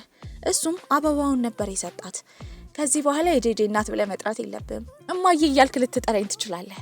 እሱም ወዲያው እማዬ እያለ እየጠራ ነበረ። ነገር ግን እሱ እዚህ በመምጣቱ ጄጄ ደስተኛ አልነበረችም። እነሱ ወደ ራቱ ከሄዱ በኋላ ግን ወዲያው በር ይንኳኳል። አሁንም ሊያያት የሚፈልግ ሰው እንደመጣ ነበር የተነገራት። ወደ ውጭ በምትወጣበት ጊዜ ኪፈር ነበረ። የት ነበርክ? ስላንተ እኮ በጣም ተጨንቄ ነበረ። እሱም ለንደን ወይም ዩኬ እንደነበረ እየነገራት ነው። እዛም የሄደበትን ምክንያት ትጠይቋለች። እዛ የሄደው ዘመዶቹን ለማግኘት እንደሆነ፣ ስለ አባቱ ያለውን ጉዳይ ለማዋየት እንደሆነና ነገር ግን እሱ ባመጣው ሀሳብ እንዳልተስማሙ እየተናገረ ነበረ። ምን ሆነህ ነው ግን? በተደጋጋሚ ስልክ ስደውልልህ ነበረ። ስልኬን ማንሳት ነበረብህ እኮ። መልእክቴን እንኳን አልመለስክም። ወደ ሀገር ውስጥ እንደገባው ነው የመጣሁት። እሱም ስለናፈቅሽኝ ብቻ ነው። እኔም ናፍቀኸኝ ነበረ። ወዲያው ግን የሰማው የዩሪን ድምጽ ነው። እዚህ እንደመጣ እርግጠኛ ስለሆነ እሱን መግባት እንደሚፈልግ ይናገራል። እሷ እየጎተተችውን ቢሆን ወደ ውስጥ ነበር የገባው። እንዴ ይሄኛው ደግሞ ማን ነው? ብዙ ቆንጆ እንድያየው ነው። እናትየው በመገረም እየጠየቀች ነበረ። እሱም ማርክ ኪፈር ዋትሰን እንደሆነ ራሱን አስተዋውቀው ነበረ። ዋትሰን የእሱ ቤተሰቦች እንደሆንክ ታስታውቃለህ። ቁንጅና ከዛ ነው የመጣው። ለምን ቁጭ አትልም? አብረህ ራት ብላ። ዩሪ ችግር የለውም አይደል? ዩሪም ችግር እንደሌለ ይናገራል። ታዲያ ሁለቱ ወንዶች ጄጄን መሀል አድርገው ነበር የተቀመጡት። በመቀጠልም ያላቸውን ግንኙነት እየተጠየቁ ነበረ። ታዲያ ዩሪ እንደሚያገባት እየተናገረ እያለ ኪፈር ግን በዚህ ሀሳብ አልተስማማም። እሱም እንደሚያገባት ይናገራል። እሱ የእኔ ስር ሚዜ ነው። ዩሪ አስቀድሞ ሚዜው እንደሚሆን ስለ ኪፈር እየተናገረ ነበረ። ኪፈር ግን በዚህ ሀሳብ አልተስማማም ነበረ። አይደለም እሱ ራሱ ነው የኔ ስር ሚዜ። እንደዛ ከሆነ እኔና ጄጄ ሰርግ ላይ እንታደማለን ማለት ነው። አትቀልድ እንጂ ያለ ሙሽሪት የምን ሰርግ ነው? ሙሽሯ እኮ ጄጄ ናት። ታዲያ እነዛን ወንዶች ጭቅጭቅ መስማት አልፈለገም ነበረ። ግንኙነታቸውን ለማወቅ ጄጄ እየተጠየቀች ነው። ወዲያው ግን ለአንጀሎ ስልክ ተደውሎለት ነበረ። አሪስ ሆስፒታል እንደገባ ነበር የተነገረው። በዚህ ጊዜ ሁሉም ተደናግጠው ይሄዳሉ። ጄጄ ግን ከሁሉም በላይ እናቷ ለምን እንደደነገጠች ግራ ገብቷት ነበረ። በመቀጠልም አያትዮ ብቻ ነበር የቀረችው። ግንኙነታቸው ምን እንደሆነ ጄጄን ትጠይቃታለች። በዚህም ዩሪ ቀደም ብሎ ያው በድብቅ ከሱ ጋር ግንኙነት ጀምረው ነበረ። ይህን ከሰማች በኋላ አያትየው ማንን መምረጥ እንዳለባት ውሳኔ መወሰን እንዳለባት፣ እሷ ልጅ እንዳልሆነች፣ ታዲያ ይሄ ትልቅ ነገር እንደሆነ እያስጠነቀቀቻት ነበረ። ኪፈርም የእሷ ጥፋት እንዳልሆነ እየተናገረ ነው። ታዲያ አያትየውን በመናደድ ሁሉም እንዲነሱ ካልሆነ እሷን ይዘው ወደ ሆስፒታል እንደሚሄዱና የደም ግፊቷ ከፍ እያለ እንደሆነ ነበር የተናገረችው። በመቀጠልም ትዕይንታችን የሚወስድን እሷ አሪስ ወንድሟ እንደሆነ ከማወቋ 2 ቀን በፊት ነበረ። ወደ ክፍል ስትገባ እንደተለመደው ክፍሉ ጫጫት አልተሞላም ነበረ። ሁሉም ጸጥ ብለዋል። በእርግጠኝነት ለዩሪና ለኪፈር ብለው ክፍሉ ለሁለት ተከፍሎ ነበረ። መሀል ከተቀመጠች በኋላ ሲየንን ምን እንደተፈጠረ እየጠየቀችው ነበረ። በመቀጠል የመጣው ወደ እሷ ዴቪድ ነበረ። አስቸኳይ ነገር እንዳለ በመናገር ይዟት ነበር የሄደው። ታዲያ እሱም ስልክ ነበር የሰጣት። የደወለውም ፐርሲ ነበረ። ታዲያ ፐርሲ እሷን ሊያገኛት ከ3 ቀን በኋላ እንደሚመጣ እየነገራት ነው። አትደውልልኝ አላልኩም? እኔ አንተን ማናገር አልፈልግም። ቆይ ከአባቴ ጋር ያለህ ግንኙነት ምንድነው? እሱን ካልነገርክኝ ጭራሽ ላወራህ አልፈልግም። ፐርሲን በቅርቡ እንደሚመጣ ያን የፈለገችውን ያህል ጥያቄ መጠየቅ እንደምትችል እየነገራት ነበረ። ካለባት የህይወት ግራ መጋባት ፐርሲን ድጋሚ ግራ እንዲያጋባት አልፈለገችም ነበረ። እንዳይደውልላት በመናገር ስልኩን ትዘጋዋለች። እሷም እየጠየቀችው የነበረው የእሱና የፐርሲ ግንኙነት ምን እንደሆነ ነበረ። ኮንትራት በመካከላቸው እንዳለ፣ የእሱ ፍቅረኛ እንደታመመችና እሷን ለማሳከም ወደ ውጭ ሀገር ፐርሲ ይዟት እንደሄደ፣ ታዲያ እሱ የፍቅረኛውን የሆስፒታል ገንዘብ እንደሚሸፍንለትና ዴቪድ በምላሹ ደግሞ ጄጄን እንደሚንከባከባት ነበር የተናገረው። ያኔ ሁሉም ነገር ግራ አጋብቷታል። ስቅስቅ ብላ ማልቀስ ጀመረች። እሱም እያቀፈ እያረጋጋት ነበረ። ከትንሽ ቆይታ በኋላ ግን ዴቪድ ይስማታል። በዚህም በጣም ነበር የደነገጠችው። ወዲያው የሰማችው የኪፈርን ጩኸት ነበረ። እሱም እየሮጠ መጥቶ ዴቪድን በቦክስ ይመታዋል። ታዲያ እሱም እየጮኸባት ነበረ። እንዲረጋጋ እየጠየቀችው ነው። ነገር ግን እንዳትቀርበው ካልሆነ ግን እንደሚጎዳት ያስጠነቅቃታል። ትልቅ ግራ መጋባት ውስጥ ገብታ ነበረ። በዚህም ዛሬ ደግሞ አሪስ ከሆስፒታል የሚወጣበትና ወንድሟ እንደሆነ የምታውቅበት ቀን ነበረ። ወደ ታችም ከወረደች በኋላ እናትየው ሁሉንም እውነታ ትናገራለች። በዛ ሰዓት ደንግጣ ነበረ። አሪስም እሷን እያያት ምንም ቢሆን እህቱ ብትሆን በመካከላቸው ያለው ግንኙነት የማይቀየር ነበር የነገራት። አዎ ዘመድህ ስሆን የጠላኸኝ እህትህ ስሆን ትወደኛለህ ብዬ አላስብም። ይህን ሁሉ እያሰበች በቀጣይ ቀን ትምህርት ቤት ለመሄድ ስቅስቅ ብላ መንገድ ላይ እያለቀሰች ነበረ። ወዲያው ራሷን ታረጋጋለች። ነገሩን መቆጣጠር እንዳለባት እያሰበች ነበረ። በመቀጠልም 2 ሞተረኞች ወደ እሷ ይመጡ ጀመረ። እያሯሯጣት ነው። በቻለችው መጠን እየሮጠች ነበረ። ከትንሽ ቆይታ በኋላ ትወድቃለች። ሞተረኞቹም ጥለዋት ነበር የሄዱት። ሰዎችም መጥተው አረጋግተዋት ነበረ። እሷም በጣም አሟትና ደክሟት እያነከሰች ወደ ትምህርት ቤት ትሄዳለች። ወደ ውስጥ ስትገባ አንዱን ተማሪ ኪፈር እየደበደበው ነበረ። በዚህም እሷ መሀል ከገባች በኋላ እንደሚገላው እንዲያቆም እየነገረችው ነበረ። ቆይ እውነት ስሞሻል? ኧረ አልሳመኝም። ወዲያው የጠራው ማዮ የሚባለውን ልጅ ነበረ። ታዲያ እሱ እውነታውን እንዲናገር ኪፈር እየጠየቀው ነበረ። ማዮ የሚባለውን ልጅ ታዲያ እሱም ኪትን በሚጠይቀው ጊዜ ጄጄን እንደሚወዳት እንደነገረው ከዚህ ቀደምም ሊስማት እንደሞከረ ነበር የተናገረው። በዚህ ነገር በጣም ተናዶ ነበረ።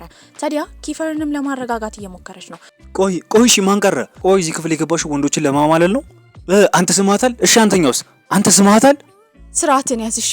አንተ እንደዚህ ንቀህ ልታወራኝ አትችልም። ታዲያ እሱም በንዴት ከሌሎች ወንዶች ጋር መሆንና ሌላ ወንድ ሲስማት ማየት ራሱ ለሱ ንቀት እንደሆነ እሱን እንዳላሰበችው በንዴት እየጠየቃት ነበረ። ዩሪ ነገሩን ለማረጋጋት መሀል ሲገባ ግን ሌላ ጄጄን የሚወዳት ወንድ ስለሆነ በጣም ተናዶ ነበረ። ኪፈርም እየጎተተ ወደ አንድ ቦታ ነበር የወሰዳት። ይዟትም ሄዳ ወደ ሴክሽን ኤ ነበረ። ከዚህ በኋላ እሷ ሴክሽን ኤ ውስጥ እንደማትገባ አሪስ እዛ ስላለ ስለ እሷ የሚጨነቅ ከሆነ ወደ ሴክሽን ኤ እንዲከታት እየተናገረ ነበረ። አሪስም በምላሹ እሷን እንደማይፈልጋት እዚሁ ጥንቅጥ ውስጥ ያስገባት ኪፈር እንደሆነ ራሱ እንዲያወጣትና እሷን ጭራሽ እንደማይፈልጋት ነበረ አሪስ በጥላቻ ንግግር ሲናገር የነበረው። ይህንን ስትሰማ ደርቃ ነበር የቀረችው። ማንም ሰው እንደማይፈልጋት ነበር የተረዳችው። በማዘንም ጥላ ነበር የወጣችው። እነሲየንም ሊከተሏት ቢሞክሩ ነገር ግን ድንዝዝ ብላ ነበረ። ታዲያ በቀጣይ ጊዜም ትምህርት ቤት ልሂድ አልሂድ ግራ ተጋብታለች። ሰውነቷ ላይ ተቧጨረችውን ቁስሏን በበረዶ ለማቀዝቀዝ እየሞከረች ነበረ። ጓደኞቿም ብዙ መልእክት ልከውላታል። እሷ መልእክት ልካለት ያልመለሰው ግን ኪፈር ብቻ ነበረ። ዩሪም ስለተጨነቀ እንድትደውልለት እየጠየቃት ነው። ሲየንም ጄ ብቻ ብሎ ቴክስት አድርጎላት ነበረ። በዚህም እሷ ዛሬ ትምህርት ቤት እንደማትመጣ ለሲየን ቴክስት ታደርግለታለች። ከትንሽ ቆይታ በኋላ ወደ ክፍሏ የመጣችው እናቷ ነበረች። ክፍሏ ዝብርቅርቅ እንዳለና እንደምታጸዳው እየተናገረች ነው። ነገር ግን ምንም ቢሆን ከእናቷ ጋር መቆየት ስላልፈለገች ወደ ትምህርት ቤት ለመሄድ ነበር የወሰነችው። ወደ ትምህርት ቤትም ስትሄድ ተማሪዎቹ እርስ በርስ እያወሩ ነው። ሲያወሩ የነበረው ከዚህ ቀደም ስላስያዙትና ስለ እቅዳቸው ነበረ። እሷም ወደ ውስጥ ትገባለች። እቅድ? ቆይ ምንድነው የምታወሩት? ታዲያ ሁሉም ሲናገሩ የነበረው ኪፈር እንዲናገር ምልክት እየሰጡት ነበረ። ንገረኝ፣ እስካሁን ሰድበህ ካንቋሸሽከኝና ከተናገርከኝ ነገር አይብስም። እውነቱን መስማት እፈልጋለሁ። ታዲያ እሱም ድጋሚ እውነቱን መስማት እንደምትፈልግ ነበር የጠየቃት። አዎ እውነቱን መስማት እፈልጋለሁ፣ ንገረኝ። እውነቱን መስማት ከፈለግሽ አሲዘን ነው አንቺን ፍቅር ውስጥ ከትሻለሁ። በመቀጠል ደግሞ አሪስን በቀለዋለሁ። በቃ እስካሁን አብሬሽ የሆንኩት እሱን ለማናደድና ለመበቀል ብቻ ነው። ይህንን እቅድ ደግሞ ሁሉም ሴክሽን ኢ ውስጥ ያሉ ተማሪዎች እንዳለ ያውቁታል። ይህንን ከሰማች በኋላ ደንግጣ ቀርታ ነበረ።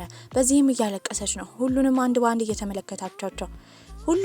በአንድ እየተመለከተቻቸው ነበረ። ከሁሉም ሲየን አዝኖ እያለቀሰ ነው። ዩሪም በጣም አዝኖ ነበረ። ማንም ሳይጎዳኝም ብዬ አስብ ነበረ። ነገር ግን ይኸው አንተ መጣ፣ ህይወቴን ቀየርከው። ወደኸኛል ብዬ አስቤ ነበረ። ሁሉም ግን ውሸት ነው አይደለ? ሁሉም ውሸት ነበር አይደል? ለራሷ ያሳለፉትን ጊዜ እያስታወሰች ይህንን ንግግር በተደጋጋሚ እየተናገረች ነበረ። ነገር ግን ከዚህ በላይ እነሱ ጋር መቆም ስለማትፈልግ ጥላ ትሄዳለች። በዚህ ምዕራፍ 2 እዚህ ላይ ነው ያበቃው። ምዕራፍ 3 በቅርቡ እንደሚለቀቅ እየተነገረ ነው። ልክ ሲለቀቅ እኔ እንደዚሁ ክሽና አድርጌ ያቀርብላችኋለሁ። ላይክ እና ሰብስክራይብ ማድረግ እንዳይረሳ። ደህና ቆዩልኝ።